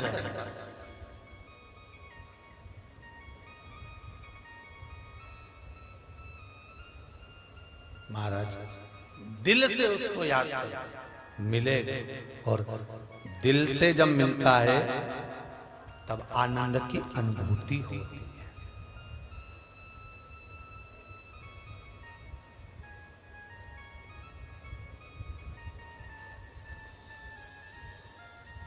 आप में से कितने लोग हैं जो 10 किलो घी पी सकते हैं? 10 किलो घी, शुद्ध घी पी सकते हो?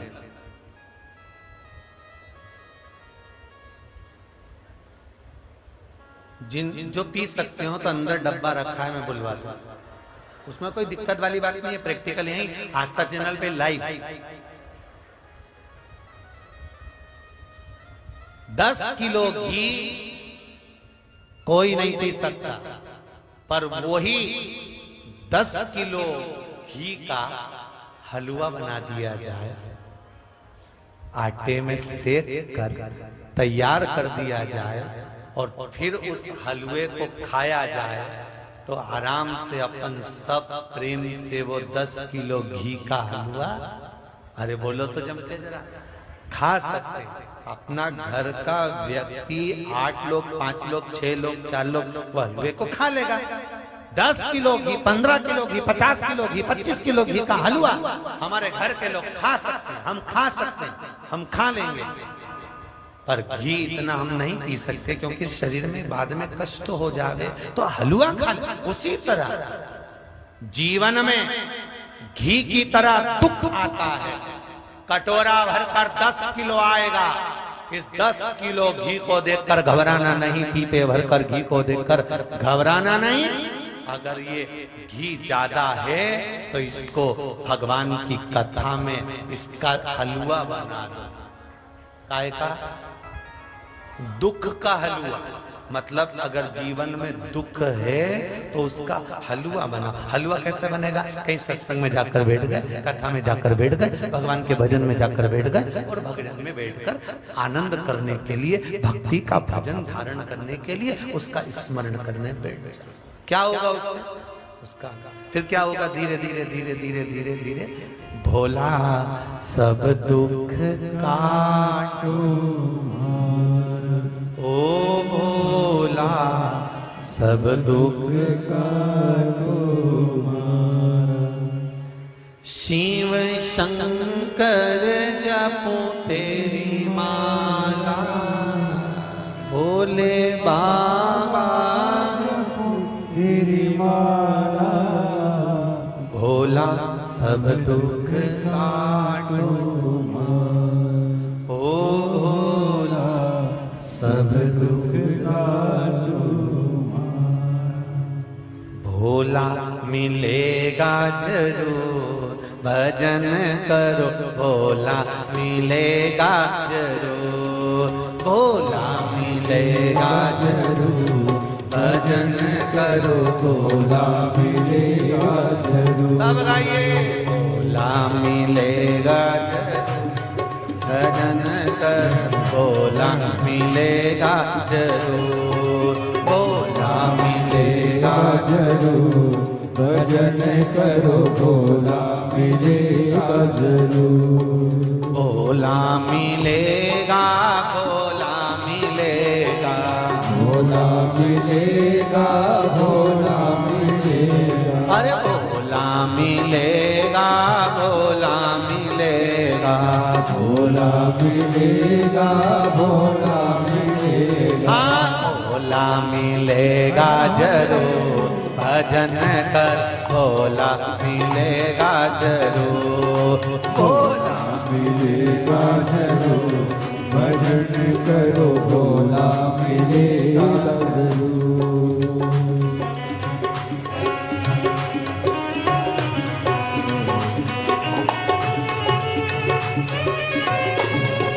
जय हो।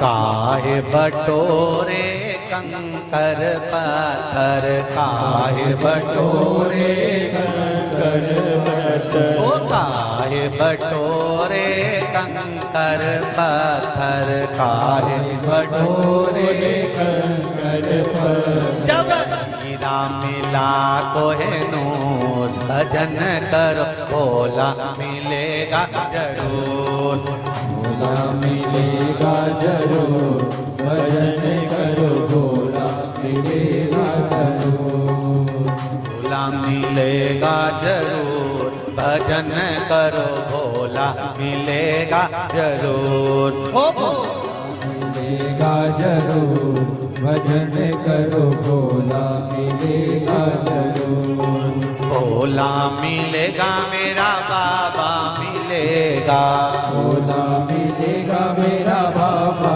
मिलेगा, ओ भोला मिलेगा मेरा बाबा मिलेगा, भोला मिलेगा मेरा बाबा मिलेगा, अरे बाबा मिलेगा जरूर, भजन करो भोला मिलेगा जरूर, बाबा मिलेगा जरूर, भजन करो भोला मिलेगा जरूर।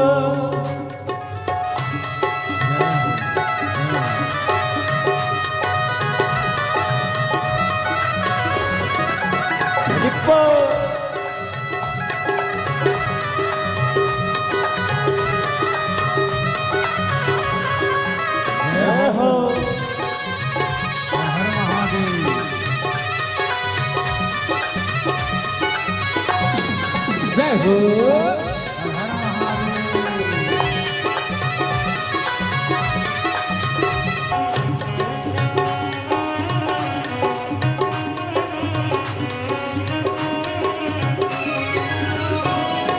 साथ हमारे काशी वाला, साथ हमारे काशी वाला, ओ साथ हमारे वो काशी वाला, साथ हमारे काशी वाला, साथ हमारे वो सीहोर वाला, साथ हमारे सीहोर वाला, वो साथ हमारे उज्जैन वाला, साथ हमारे ओझल वाला, ओ काहे करे जी हजूर, भजन करो भोला मिलेगा जरूर, भोला मिलेगा जरूर, भजन करो भोला मिलेगा जरूर, भोला मिलेगा जरूर, भजन करो भोला मिलेगा जरूर, भोला मिलेगा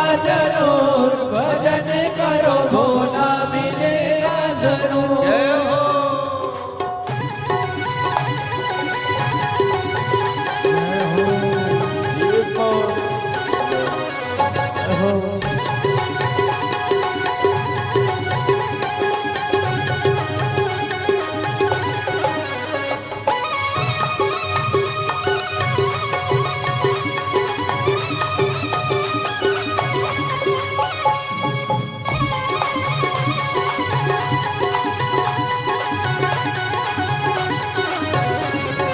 बोले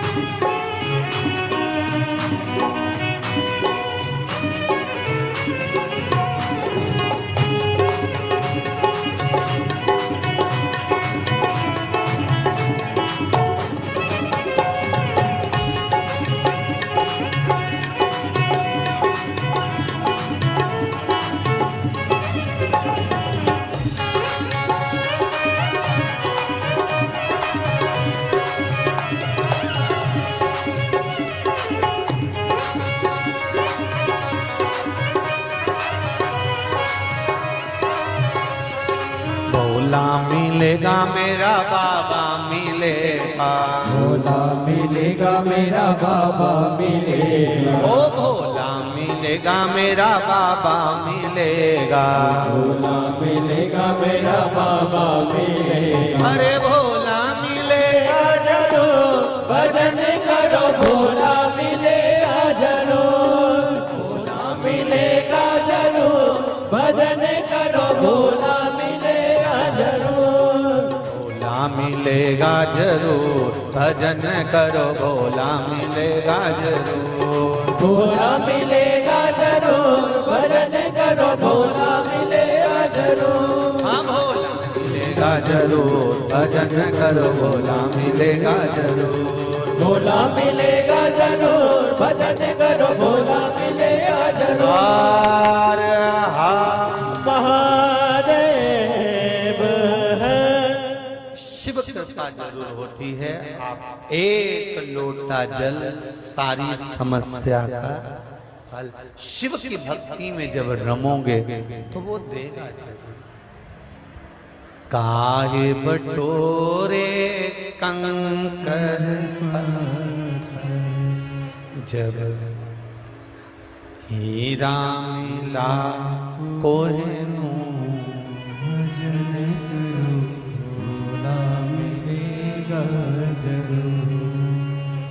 शिव मंत्र शिव पुराण का मूल मंत्र सब स्मरण करेंगे और कुबेरेश्वर बाबा से विनय करेंगे कि आपकी धरा पर आए हैं, कंकर शंकर की धरा है, आप जरूर कृपा करेंगे।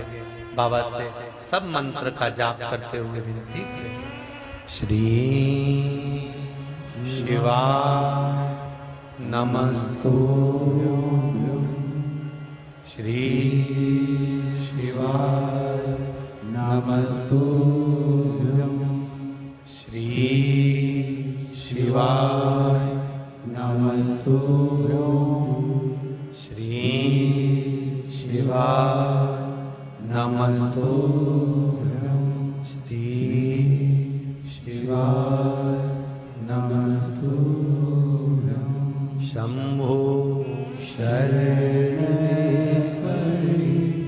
मांगो घड़ी घड़ी दुख काटो दया करी निदर्शन।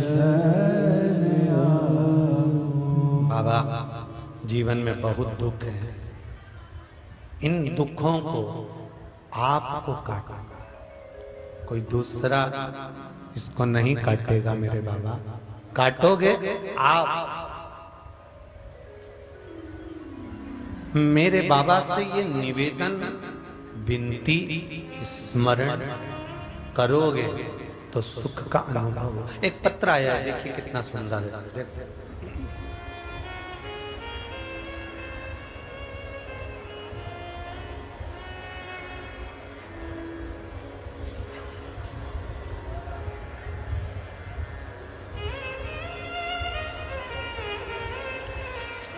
देखिए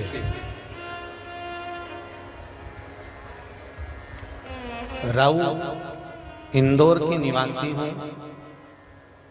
मोहन हरोड़ कहीं बैठे हैं, मोहन जी हरोड़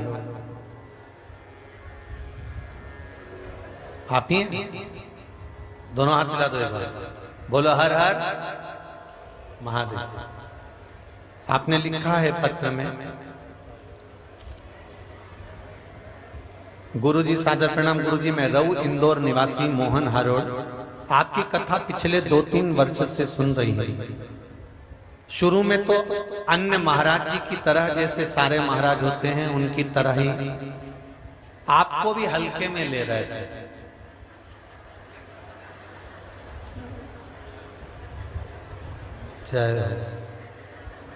बहुत हल्का महाराज है,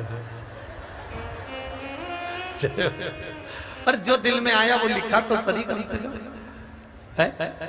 ये इसी को कहते हैं प्रेम से पत्र लिखना हो, स्नेह वाला। पहले जो पत्र लिखते थे ना उसमें बड़ा प्रेम झलकता था, बड़ा प्रेम है। लोग पत्र में लिख देते थे छोरी के हमारी तरफ से प्रेम करना, छोरा ज्यादा दिक्कत दे तो हमारी तरफ से धो देना।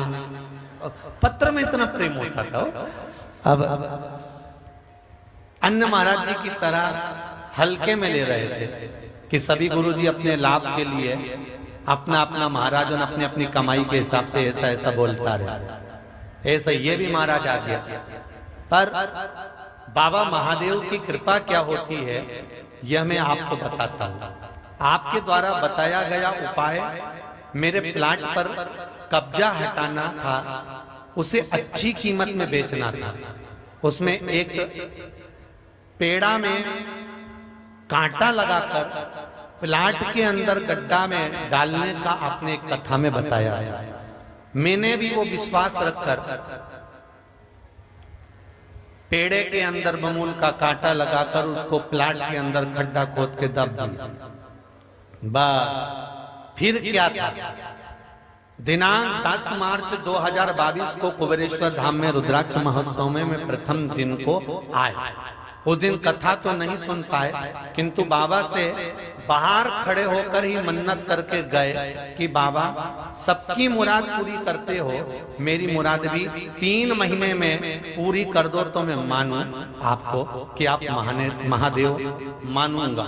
बाबा की कृपा क्या होती है, मैंने अब देखा कि मन्नत के 18 दिन बाद ही मेरा प्लाट अच्छी कीमत में बिक गया, जो जिंदगी में नहीं सोचा था। हर हर महादेव। हल्का भारी हुआ। हर हर महादेव। बैठिए बैठिए। एक पत्र और आया बड़ा सुंदर।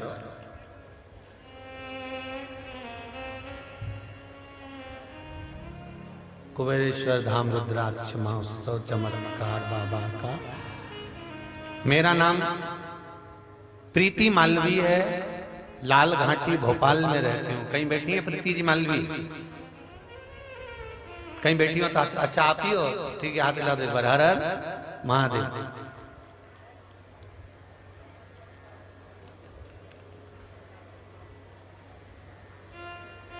माइक भेज दूं क्या आपके पास में? दे दो जरा, पहुंचाओ जल्दी जल्दी। हाँ, एक दूसरे को दो, आगे पहुंच जाएगा जल्दी। हाँ दो, यहाँ पर, यहाँ से देते जाओ, आगे पहुंचते जाएगा। हाँ बढ़ाते जाओ।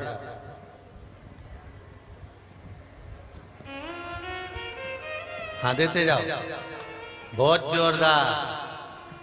घरे जाके नजर उतार लीजिए, क्या जोरदार, बहुत जोरदार। चल जी के पास रही गया नहीं, आज शाम के जलेबी वही खिलाएगा, इसलिए उसको आगे बढ़ाता जाओ। ऐसे ही करते थे सोनी जी के पास रही जाए, फिर वो जलेबी खिलाएगा। पहुंचा तो जरा जल्दी जल्दी। जीजियों ने सोच लिया जलेबी कौन खिला, तो और जल्दी चाहिए। हाँ जान दो, आखिरी तक पहुंचवा दो, जाने दो।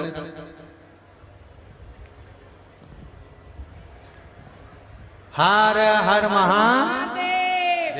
बहुत जोरदार आवाज आ रही है। जी जी, क्या नाम है आपका? प्रीति मालवीय। कहाँ से आई हो? हम भोपाल से आए। भोपाल में कहाँ रहती हो? लाल घाटी पे।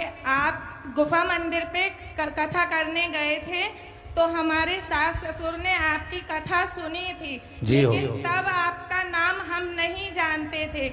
जब आपका रुद्राक्ष महोत्सव हुआ तब हम आए। हमारी गाड़ी रास्ते में खराब हो गई। उसके बाद हमें कोई रास्ता नहीं दिखा। 2 लड़के दिखे जो हमें गाड़ी में धक्का लगाते हमारे घर तक उन्होंने हमें छोड़ा। बस वही आए थे शंकर जी अपने दोनों पुत्रों को लेके। हो इसमें एक जीजी आपने वर्णन किया है कि मेरे पति के कान में इतनी बड़ी 2 गठान हो गई थी। हाँ हाँ यही लिखा है। जिसके कारण डॉक्टरों ने बोला कि ये बीमारी 1000 लोगों में से किसी एक को होती है, लेकिन हमने हिम्मत नहीं हारी। डॉक्टर ने बोला कि ये ऑपरेशन से ठीक होगी, लेकिन हमने रुद्राक्ष जो ग्रहण किए थे उसका जल पिलाया और लगा और पशुपति व्रत किए। एक ही व्रत में मेरे पति की गठान पूरी तरीके से ठीक हो गई। अब रोई मती बता, तो खुश होना चाहिए कि ठीक हो गई, बाबा की कृपा हो गई। खुशी के आंसू हैं गुरुजी। मेरे बेटे के होता हाँ, ये भी था। आपने लिखा है कि मेरे बेटे को भी बुखार आया और मैंने वो बुखार के लिए जो आपने नीम का उपाय बताया था, एक वो लोटा किया। पानी जी नीम गुरुजी 21 बार उतार के नीम के पेड़ में डालने वाला। जी और बेटे की बाथरूम में से ब्लड निकला तो डॉक्टरों ने डरा दिया कि ये किडनी की बीमारी है। मेरे बच्चे 3 हैं, 2 लड़कियों के बाद बेटा है, लेकिन फिर भी मैंने जाप करती रही। डॉक्टरों ने सोनोग्राफी लिखी, ब्लड की जांच लिखी, जिसमें कुछ नहीं निकला, नॉर्मल निकला। जय हो बस यही शिव भक्ति है। बैठिए। हर हर महादेव। अब तो बाबा की कृपा हो गई, गठान भी गल गई रुद्राक्ष के जल से। और जो रुद्राक्ष का पानी आपने अपने बेटे को पिलाया था और जो बाथरूम के द्वारा रक्त निकला था, वो रक्त नहीं था। बेटे के उदर में जो पेट दुख रहा था उसमें पत्थरी थी। जब वो बाथरूम के लिए गया होगा तो उसमें पत्थरी टूट कर निकली होगी, इसलिए हल्का सा ब्लड आ गया होगा। ये शिव की कृपा। रुद्राक्ष का जो जल होता है वो भीतर कितना भी भारी कोई रोग हो, गांठ हो, या शरीर में कोई गठिया जैसा भी रोग हो गया, बाय गठिया का रोग हो गया, उस तक में रुद्राक्ष का जल, अगर सही रुद्राक्ष आपके पास में है कुबेरेश्वर बाबा की धरा का, तो ये विश्वास मानकर चलिए कि कैसा भी रोग हो उसका निदान रुद्राक्ष का जल कर ही देता है, वो वही बैठता है। ये शिव शंकर मार शंभो शरणे मांग घड़ी दुख हारो दया गारी दर्शन। शिव पर चढ़ा हुआ जल या रुद्राक्ष का जल या बेलपत्र। एक बात और आप लोगों से कहना चाहेंगे, बहुत अच्छे से सुनिए। कई लोग शिवजी पे चढ़ी हुई बेलपत्र रोज खाते हैं तो उनका मुंह छार छार भी हो जाता है।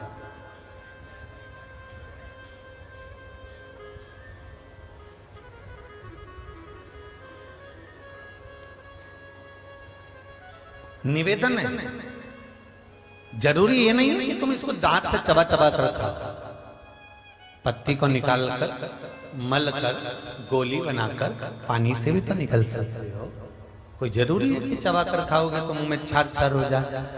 रोज नहीं खा सकते, मुंह छार हो रहा है, हफ्ते में एक बार शिवजी पे चढ़ी हुई बेलपत्र लाकर अपने मन में भगवान की भक्ति का स्मरण कर कर, शुगर है, बीपी है, ब्लड प्रेशर ऊंचा नीचा हो रहा है, दवाइयां बंद नहीं हो रही, शुगर में इंसुलिन लेना पड़ रहा है, तो मेरा तो निवेदन रहेगा जितने लोग इंजेक्शन ले रहे हैं, इंसुलिन ले रहे हैं, उनसे कहूंगा कि बेलपत्री शिवजी पे चढ़ी हुई आप प्रतिदिन सेवन तो करना चालू करो, फिर जांच कराओ, आपका इंजेक्शन लेना बंद हो जाएगा निश्चित। पर विश्वास शंकर पर होना चाहिए, सियोर वाले महाराज पर नहीं।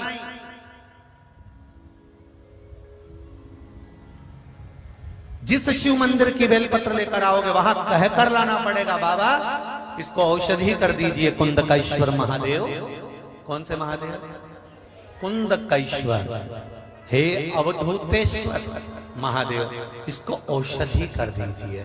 उठाओ, शिव जी के सामने हथेली पर रखकर उसको दिखाओ, इसको अमृत सब अमृत होई जाए रसिया और रुचि रुचि भोग लगाए रसिया। शबरी के बेर सुदामा के तंदुल, शबरी के बेर सुदामा के तंदुल, भाव सहित तुम पाओ रसिया सब अमृत होई रसिया रुचि रुचि भोग लगाए रसिया। भगवान को दिखाकर तब बेलपत्र लेकर आ, तब पाई। थोड़ी बहुत बीमारी तो आप शिव जी के मंदिर जाना चालू करोगे ना, लोटा भर जल चढ़ाओगे, जल लेकर आचमन कर लोगे, थोड़ा सा जल लाओगे, घर में छींटोगे, अपने ऊपर डालोगे, दरवाजे पर छींटोगे, अंदर वाल पर छींटोगे, अपने आप रोग घर से भी दूर होगा, आपसे भी दूर होगा। शिव का चढ़ा हुआ जल एक आनंद की अनुभूति करा देता। शंकर भगवान के मस्तक पर क्या है? जम के बोलो जरा। गंगा, चंद्र, राहु, केतु, शुक्र, शनि, सूर्य, सब शिव जी के अंदर जटाओं में समाये। सारे ग्रह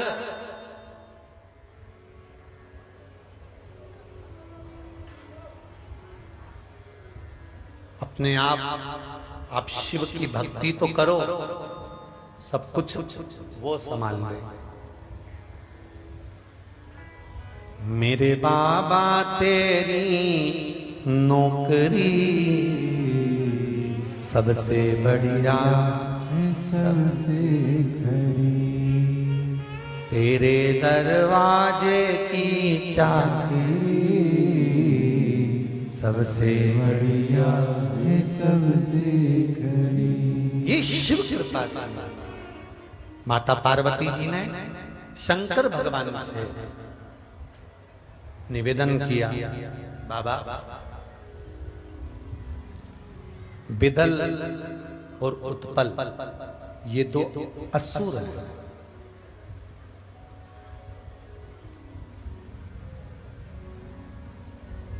अच्छा, राक्षस पहले ही होते थे, अभी तो नहीं है। इधर से आवाज आ रही है, उनसे ज्यादा है। सही है, कथा सुन सुन के सब समझदार हो गया रे। बिल्कुल सही कहा।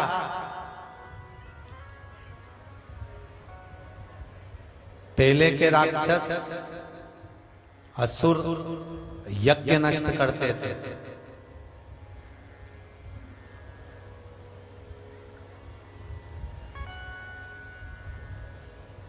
इंद्र के आसन को छुड़ा लेते थे और उस पर अपने सत्ता स्थापित कर देते थे।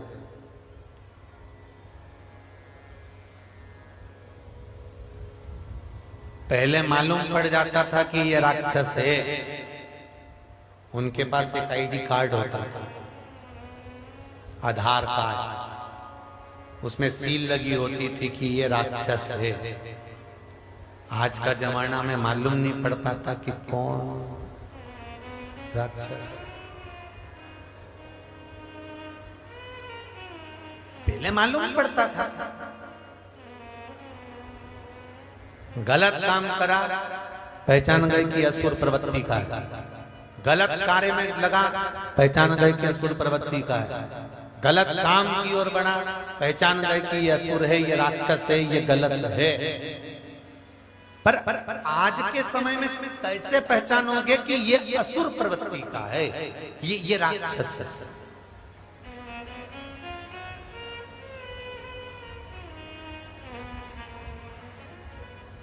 उसको पहचाना नहीं जा सकता।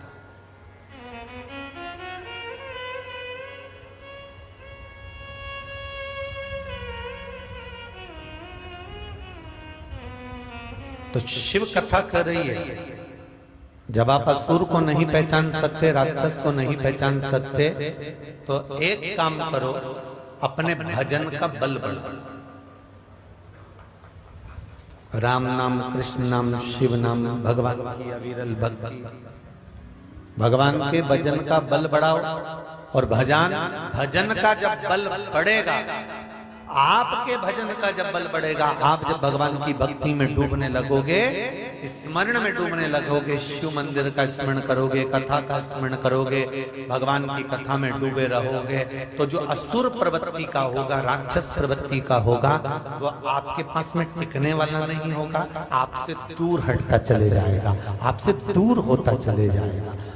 अच्छे लोगों के पास हमेशा अच्छे ही जुड़ेंगे और बुरे लोगों के पास हमेशा बुरे ही जुड़ेंगे।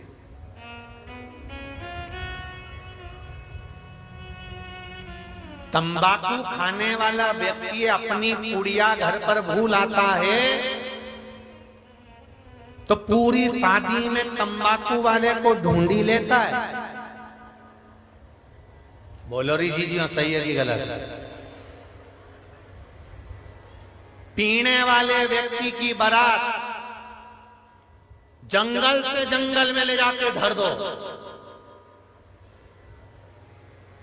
वो ठिकाना ढूंढ ही लेता है। तुम देख,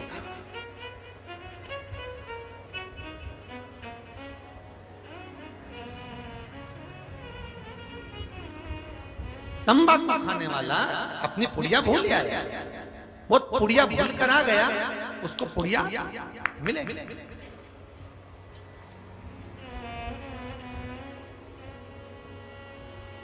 भीतर से जब तलब उठती है ना तो वो चीज मिलती जरूर है, ये निश्चित है।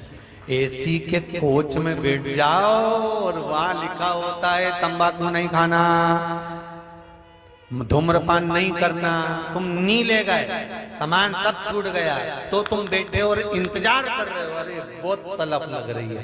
बस मन में सोच, कह सकते नहीं, पत्नी को बोल सकते नहीं, बस तलब लगी है, तलब लगी है, याद आ रही है, याद आ रही, याद आ रही, तलब उठी है, भीतर से तलब उठी तो कोई ना कोई वो एसी के डब्बे में भी तंबाकू वाला मिली जाता है। उसी तरह परमात्मा से मिलने की जब तलब उठती है तो मेरा देवाधिदेव महादेव भी मिल निश्चित है।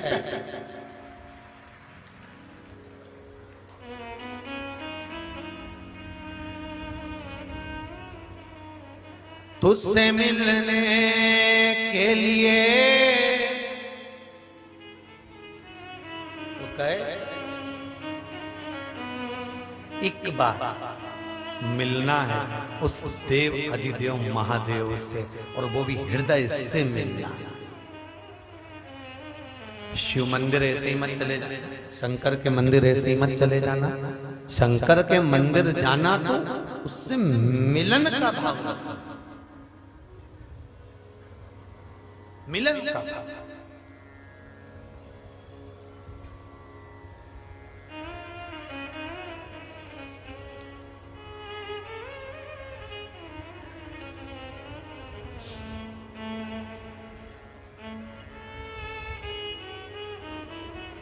कल रात्रि के समय पर जब भजन संध्या चल रही थी तो भजन संध्या से आए तब एक छोटा बच्चा कहा कि मेरे मम्मी की तबीयत बड़ी खराब है और हम लोग नरसिंहगढ़ से आए हैं। हमने कहा अकेले आए हो बाबू, बहुत छोटे हो अभी आप, 14 साल की आपकी आयु है, 15 साल की, आप अकेले आए?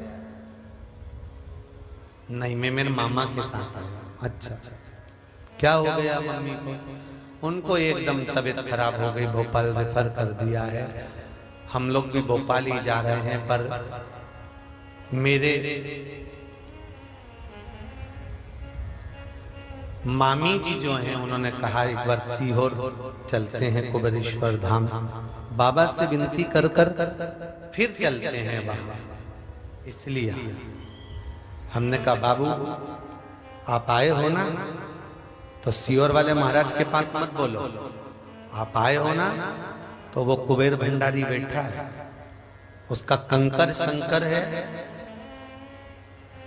दरी का इंतजार मत करना, बिछाद का इंतजार मत करना, जमीन पर कहीं पर भी बैठकर, कंकर के बीच में कहीं पर भी बैठकर 108 बार उससे बोलकर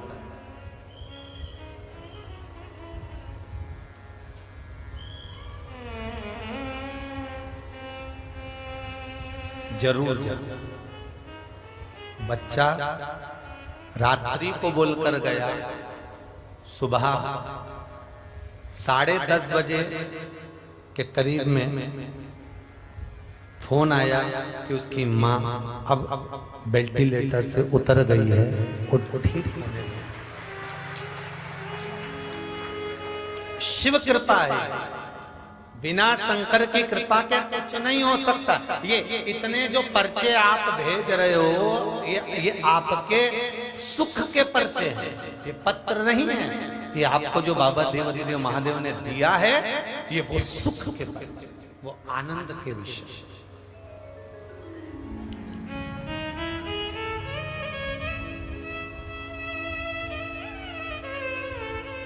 दिल से कहो उसको। पार्वती जी ने शिव जी से कहा कि ये विगल उत्पल, इन दोनों को संहार करना है, इन दोनों को तारना है, क्योंकि इन दोनों के विचार ठीक नहीं है, भाव ठीक नहीं है। असुर प्रवृत्ति कहते किसको है? राक्षस प्रवृत्ति किसको कहते हैं? बस राक्षस प्रवृत्ति का सबसे बड़ा गुण है जो अवगुण है, उसमें वो व्यक्ति राक्षस प्रवृत्ति का, जो असुर प्रवृत्ति का व्यक्ति होता है, उसका क्रोध, उसका अहंकार, उसका काम, उसका लोभ, उसकी आसक्ति, उसकी वासना, उसकी तृष्णा, ये बढ़ती चली जाती।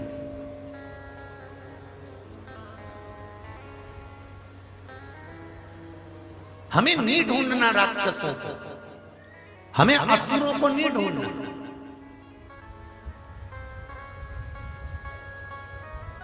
हमने कोई ठेका थोड़े ना ले रखा है कि हम राक्षसों को ढूंढेंगे ना असुरों को ढूंढेंगे और उनको मार गिराएंगे। नहीं नहीं नहीं नहीं, हमें ना असुर ढूंढना है ना राक्षस ढूंढना है। शिव महापुराण की कथा कहती है हमें तो अपने भजन का बल बढ़ाना है। श्री शिवाय नमस्तुभ्यम, पंचाक्षर मंत्र नमः शिवाय, षडाक्षर मंत्र ओम नमः शिवाय, द्वादशाक्षर मंत्र ओम नमो भगवते वासुदेवाय, 2 अक्षर का मंत्र राम, 2.5 अक्षर का मंत्र कृष्ण। हमें भगवान का भजन का बल बढ़ाना है। हम जब भगवान का भजन ज्यादा करने लगेंगे, स्मरण ज्यादा करने लगेंगे, कीर्तन ज्यादा करने लगेंगे, तो हमारे साथ में अगर कोई असुर प्रवृत्ति का व्यक्ति रहता होगा तो वो हमसे दूर हो जाएगा।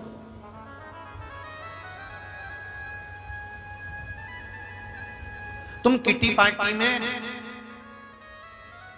भजन गाना चालू कर दो, आधी से ज्यादा गायब हो जाएगी, अगली किटी पार्टी में आएगी ही नहीं।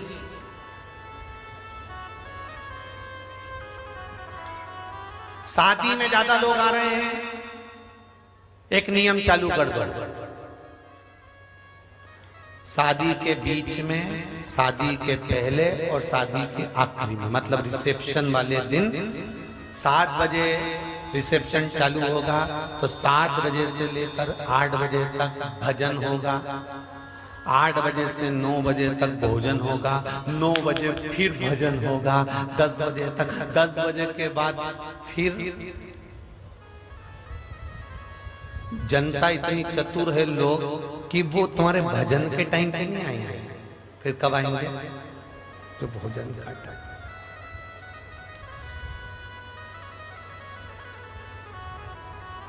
असुर प्रवृत्ति का व्यक्ति धार्मिक व्यक्ति के साथ में, भजन करने वाले के साथ में, कीर्तन करने वाले के साथ में, स्मरण करने वाले के साथ में नहीं टिक पाता, वो धीरे धीरे धीरे धीरे दूर हो जाता। असुर प्रवृत्ति का, उसके मन में कपट आ गया कि मैं चोरी करूंगा, धीरे धीरे उसने चोरी करना चालू करा, धीरे धीरे उसने वेश्यावृत्ति चालू करी, धीरे धीरे उसने गलत काम चालू करा। अच्छे व्यक्ति के साथ रह रहा था और बेकार काम करना चालू कर दिया। भगवान ने ऐसी कृपा करी, ऐसी कृपा करी कि मेरे भगवान ने उसको धीरे धीरे धीरे धीरे धीरे धीरे आपसे दूर कर दिया। उसके लिए रोना मती, उसके लिए प्रसन्न होना कि भगवान ने तुम्हारा पथ निश्चित कर कर राक्षसों को तुमसे दूर कर दिया है, असुरों को तुमसे दूर कर दिया। कई लोग कहते हैं हमारा रिश्तेदार होकर हमको धोखा दे दिया, हमारा रिश्तेदार होकर हमारे साथ ऐसा कर दिया, भगवान ने कराया। ये भगवान की कृपा हुई है, उसको धन्यवाद दो कि तेरी कृपा से हुआ। अपने और पराये का हमें भेद करा दिया, अपने और पराये का भेद दिखा दिया। ये तेरी कृपा से, अगर तेरी कृपा नहीं होती तो हमें कहां मिलता ये? तेरी कृपा बिना न हिले एक लेते हैं श्वास तेरी कृपा से तनो तनो। भगवान को नहीं मालूम था कि जिसको मैंने हाथ का कंकण उतार कर दिया है वही मेरे ऊपर हाथ रख देगा और मुझे भस्म करने को भागेगा। भगवान को क्या मालूम था? भगवान को नहीं मालूम कि ये मेरे को भस्म करेगा। भगवान ने तो सरल स्वभाव में कंकण उतार कर दे दिया, ले जा जिस पे हाथ रखे वो भस्म। अब इसने सोचा कि अपने इंटे रख के प्रैक्टिकल करके दे शंकर चला। उसके मन में कपट भोला है और बोला बोला होता। रावण को बाबा तूने लंका दिया है, भस्मासुर को तूने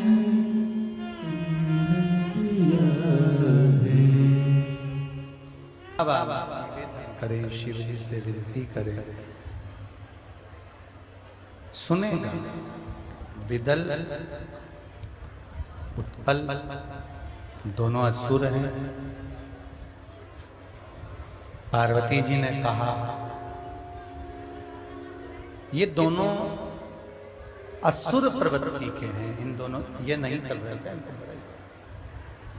इन दोनों को कुछ दंड तो मिलना चाहिए। ठीक है, अगर जो असुर प्रवृत्ति का हो जाता है, राक्षस प्रवृत्ति का हो जाता है, जिसके भीतर असुरता भरी होती है और असुरता भरी हुई जब प्रवृत्ति असुर का भाव हो जाता है तब एक परमात्मा का भजन, स्मरण, कीर्तन, मंत्र जाप, नाम जाप श्रेष्ठ रह जाता। केवल एक मंत्र जाप। और अभी आपको कहा कि अपने मंत्र का बल बढ़ाना है। अपने मंत्र का जो बल होता है, अपने मंत्र का जो स्मरण का बल होता है, उस स्मरण के बल को बढ़ाइए। और जब तक स्मरण का बल नहीं बढ़ता तब तक सुख का अनुभव। शिव महापुराण की कथा कर रही है महाराज। शंकर भगवान का पावन चरित्र कर रहा है कि माता पार्वती जी ने जब देखा शिव जी को और विदल उत्पल ने देखा है मां जगत जननी जगदम्बा को, देखकर लोभित हो गए, आकर्षित हो गए।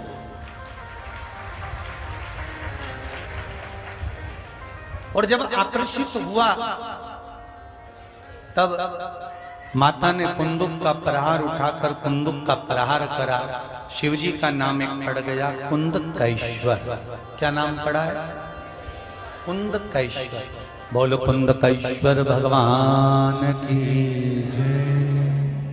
कुंदकेश्वर भगवान का जो नाम है, ये सरकारी जो कार्य होते हैं, प्रशासनिक जो कार्य होते हैं, या अपनी कोई वस्तु खो जाती है उसको प्राप्त करने के लिए कुंदकेश्वर महादेव का स्मरण करना चाहिए।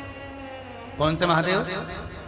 कुंदकेश्वर। एक पत्र में आया है, देखिए कुंदकेश्वर महादेव का वर्णन।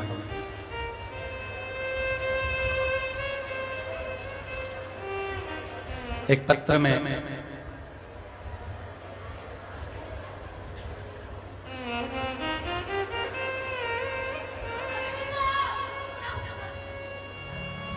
वर्णन आया है। मैं सितंबर 2020 से शिव महापुराण की कथा को सुन रहा हूं और कथा देखिए जरा कितना सुंदर वर्णन करा है।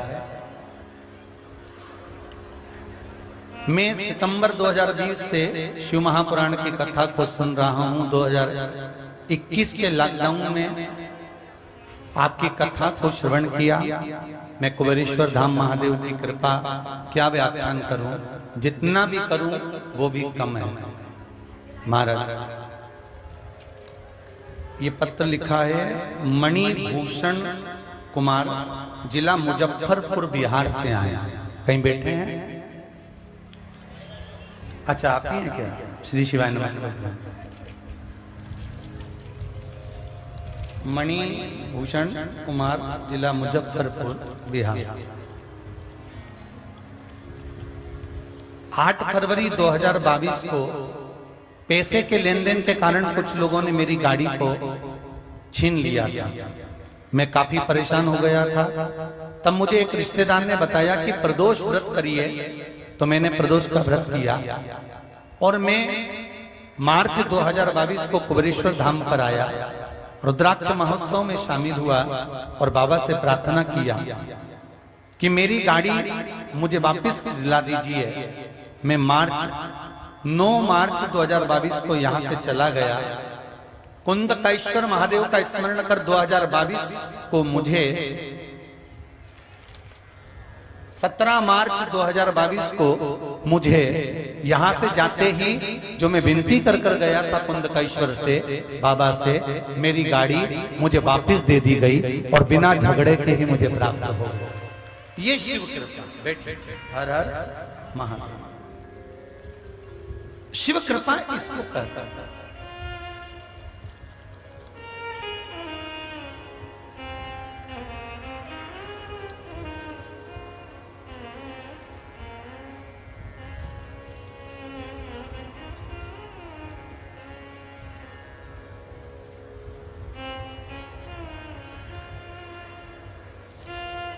शिव भक्ति, शिव का स्मरण, शिव का अनुमोदन। अगर प्रशासनिक कोई तकलीफ आती है या अदालत में कोई केस चल रहा होता है या कोई वस्तु चली गई होती है और वो नहीं मिल रही होती है, तो उसके लिए कुंदकेश्वर महादेव का स्मरण करना चाहिए। कौन से महादेव का? जम के बोलिए जरा। कुंदकेश्वर महादेव।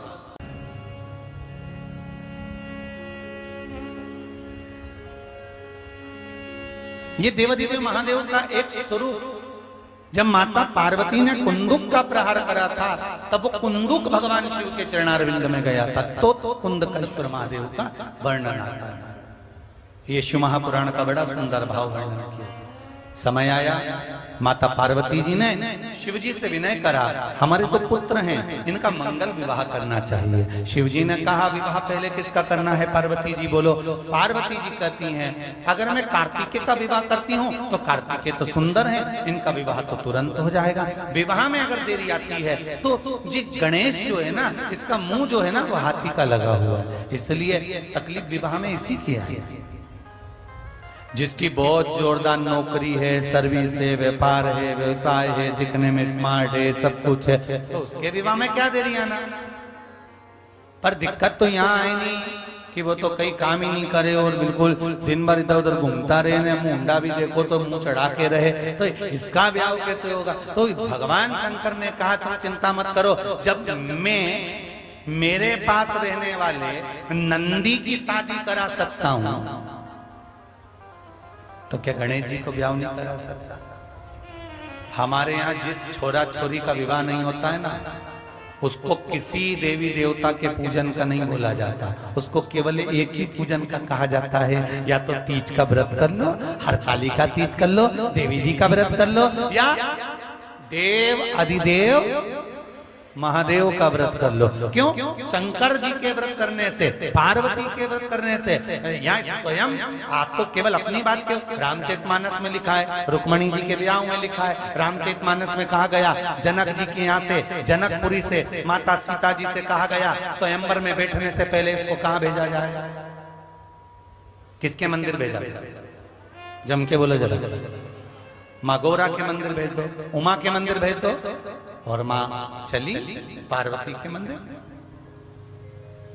ओ मैया श्रृंगार तेरा लाल, चूड़ा भी लाल तेरी मेहंदी भी लाल है, ओ मैया श्रृंगार तेरा लाल। माता के पास भेजा, माता के गले की माला गिरी, पार्वती जी के गले की माला गिरते ही सीता जी समझ गई कि मुझे अब विवाह हो जाना है, ये निश्चित है। रुक्मणी जी को भी भेजा था तो जगदम्बा के मंदिर में भेजा था, गौरा माता के मंदिर में जाओ श्रृंगार कर।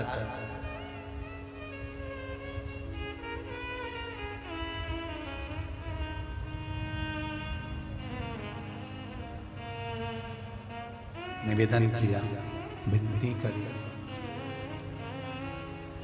तब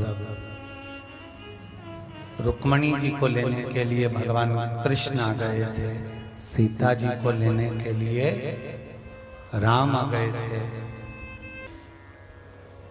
पार्वती जी ने गणेश जी के विवाह का योग बनवाया, शंकर जी ने नारद जी को बुलाया, नारद जी जाकर प्रजापति विश्वरूप जी की कन्या से विवाह पक्का कर दिए। गणेश जी की मंगल बारात आ रही है, जोरदार ताली बजाकर स्वागत करें गणेश जी के मंगल विवाह का। भगवान गणेश सुंदर बारात लेकर पधार रहे हैं, रिद्धि सिद्धि के साथ में सुंदर मंगल विवाह होगा। कल कथा का विराम दिवस रहेगा,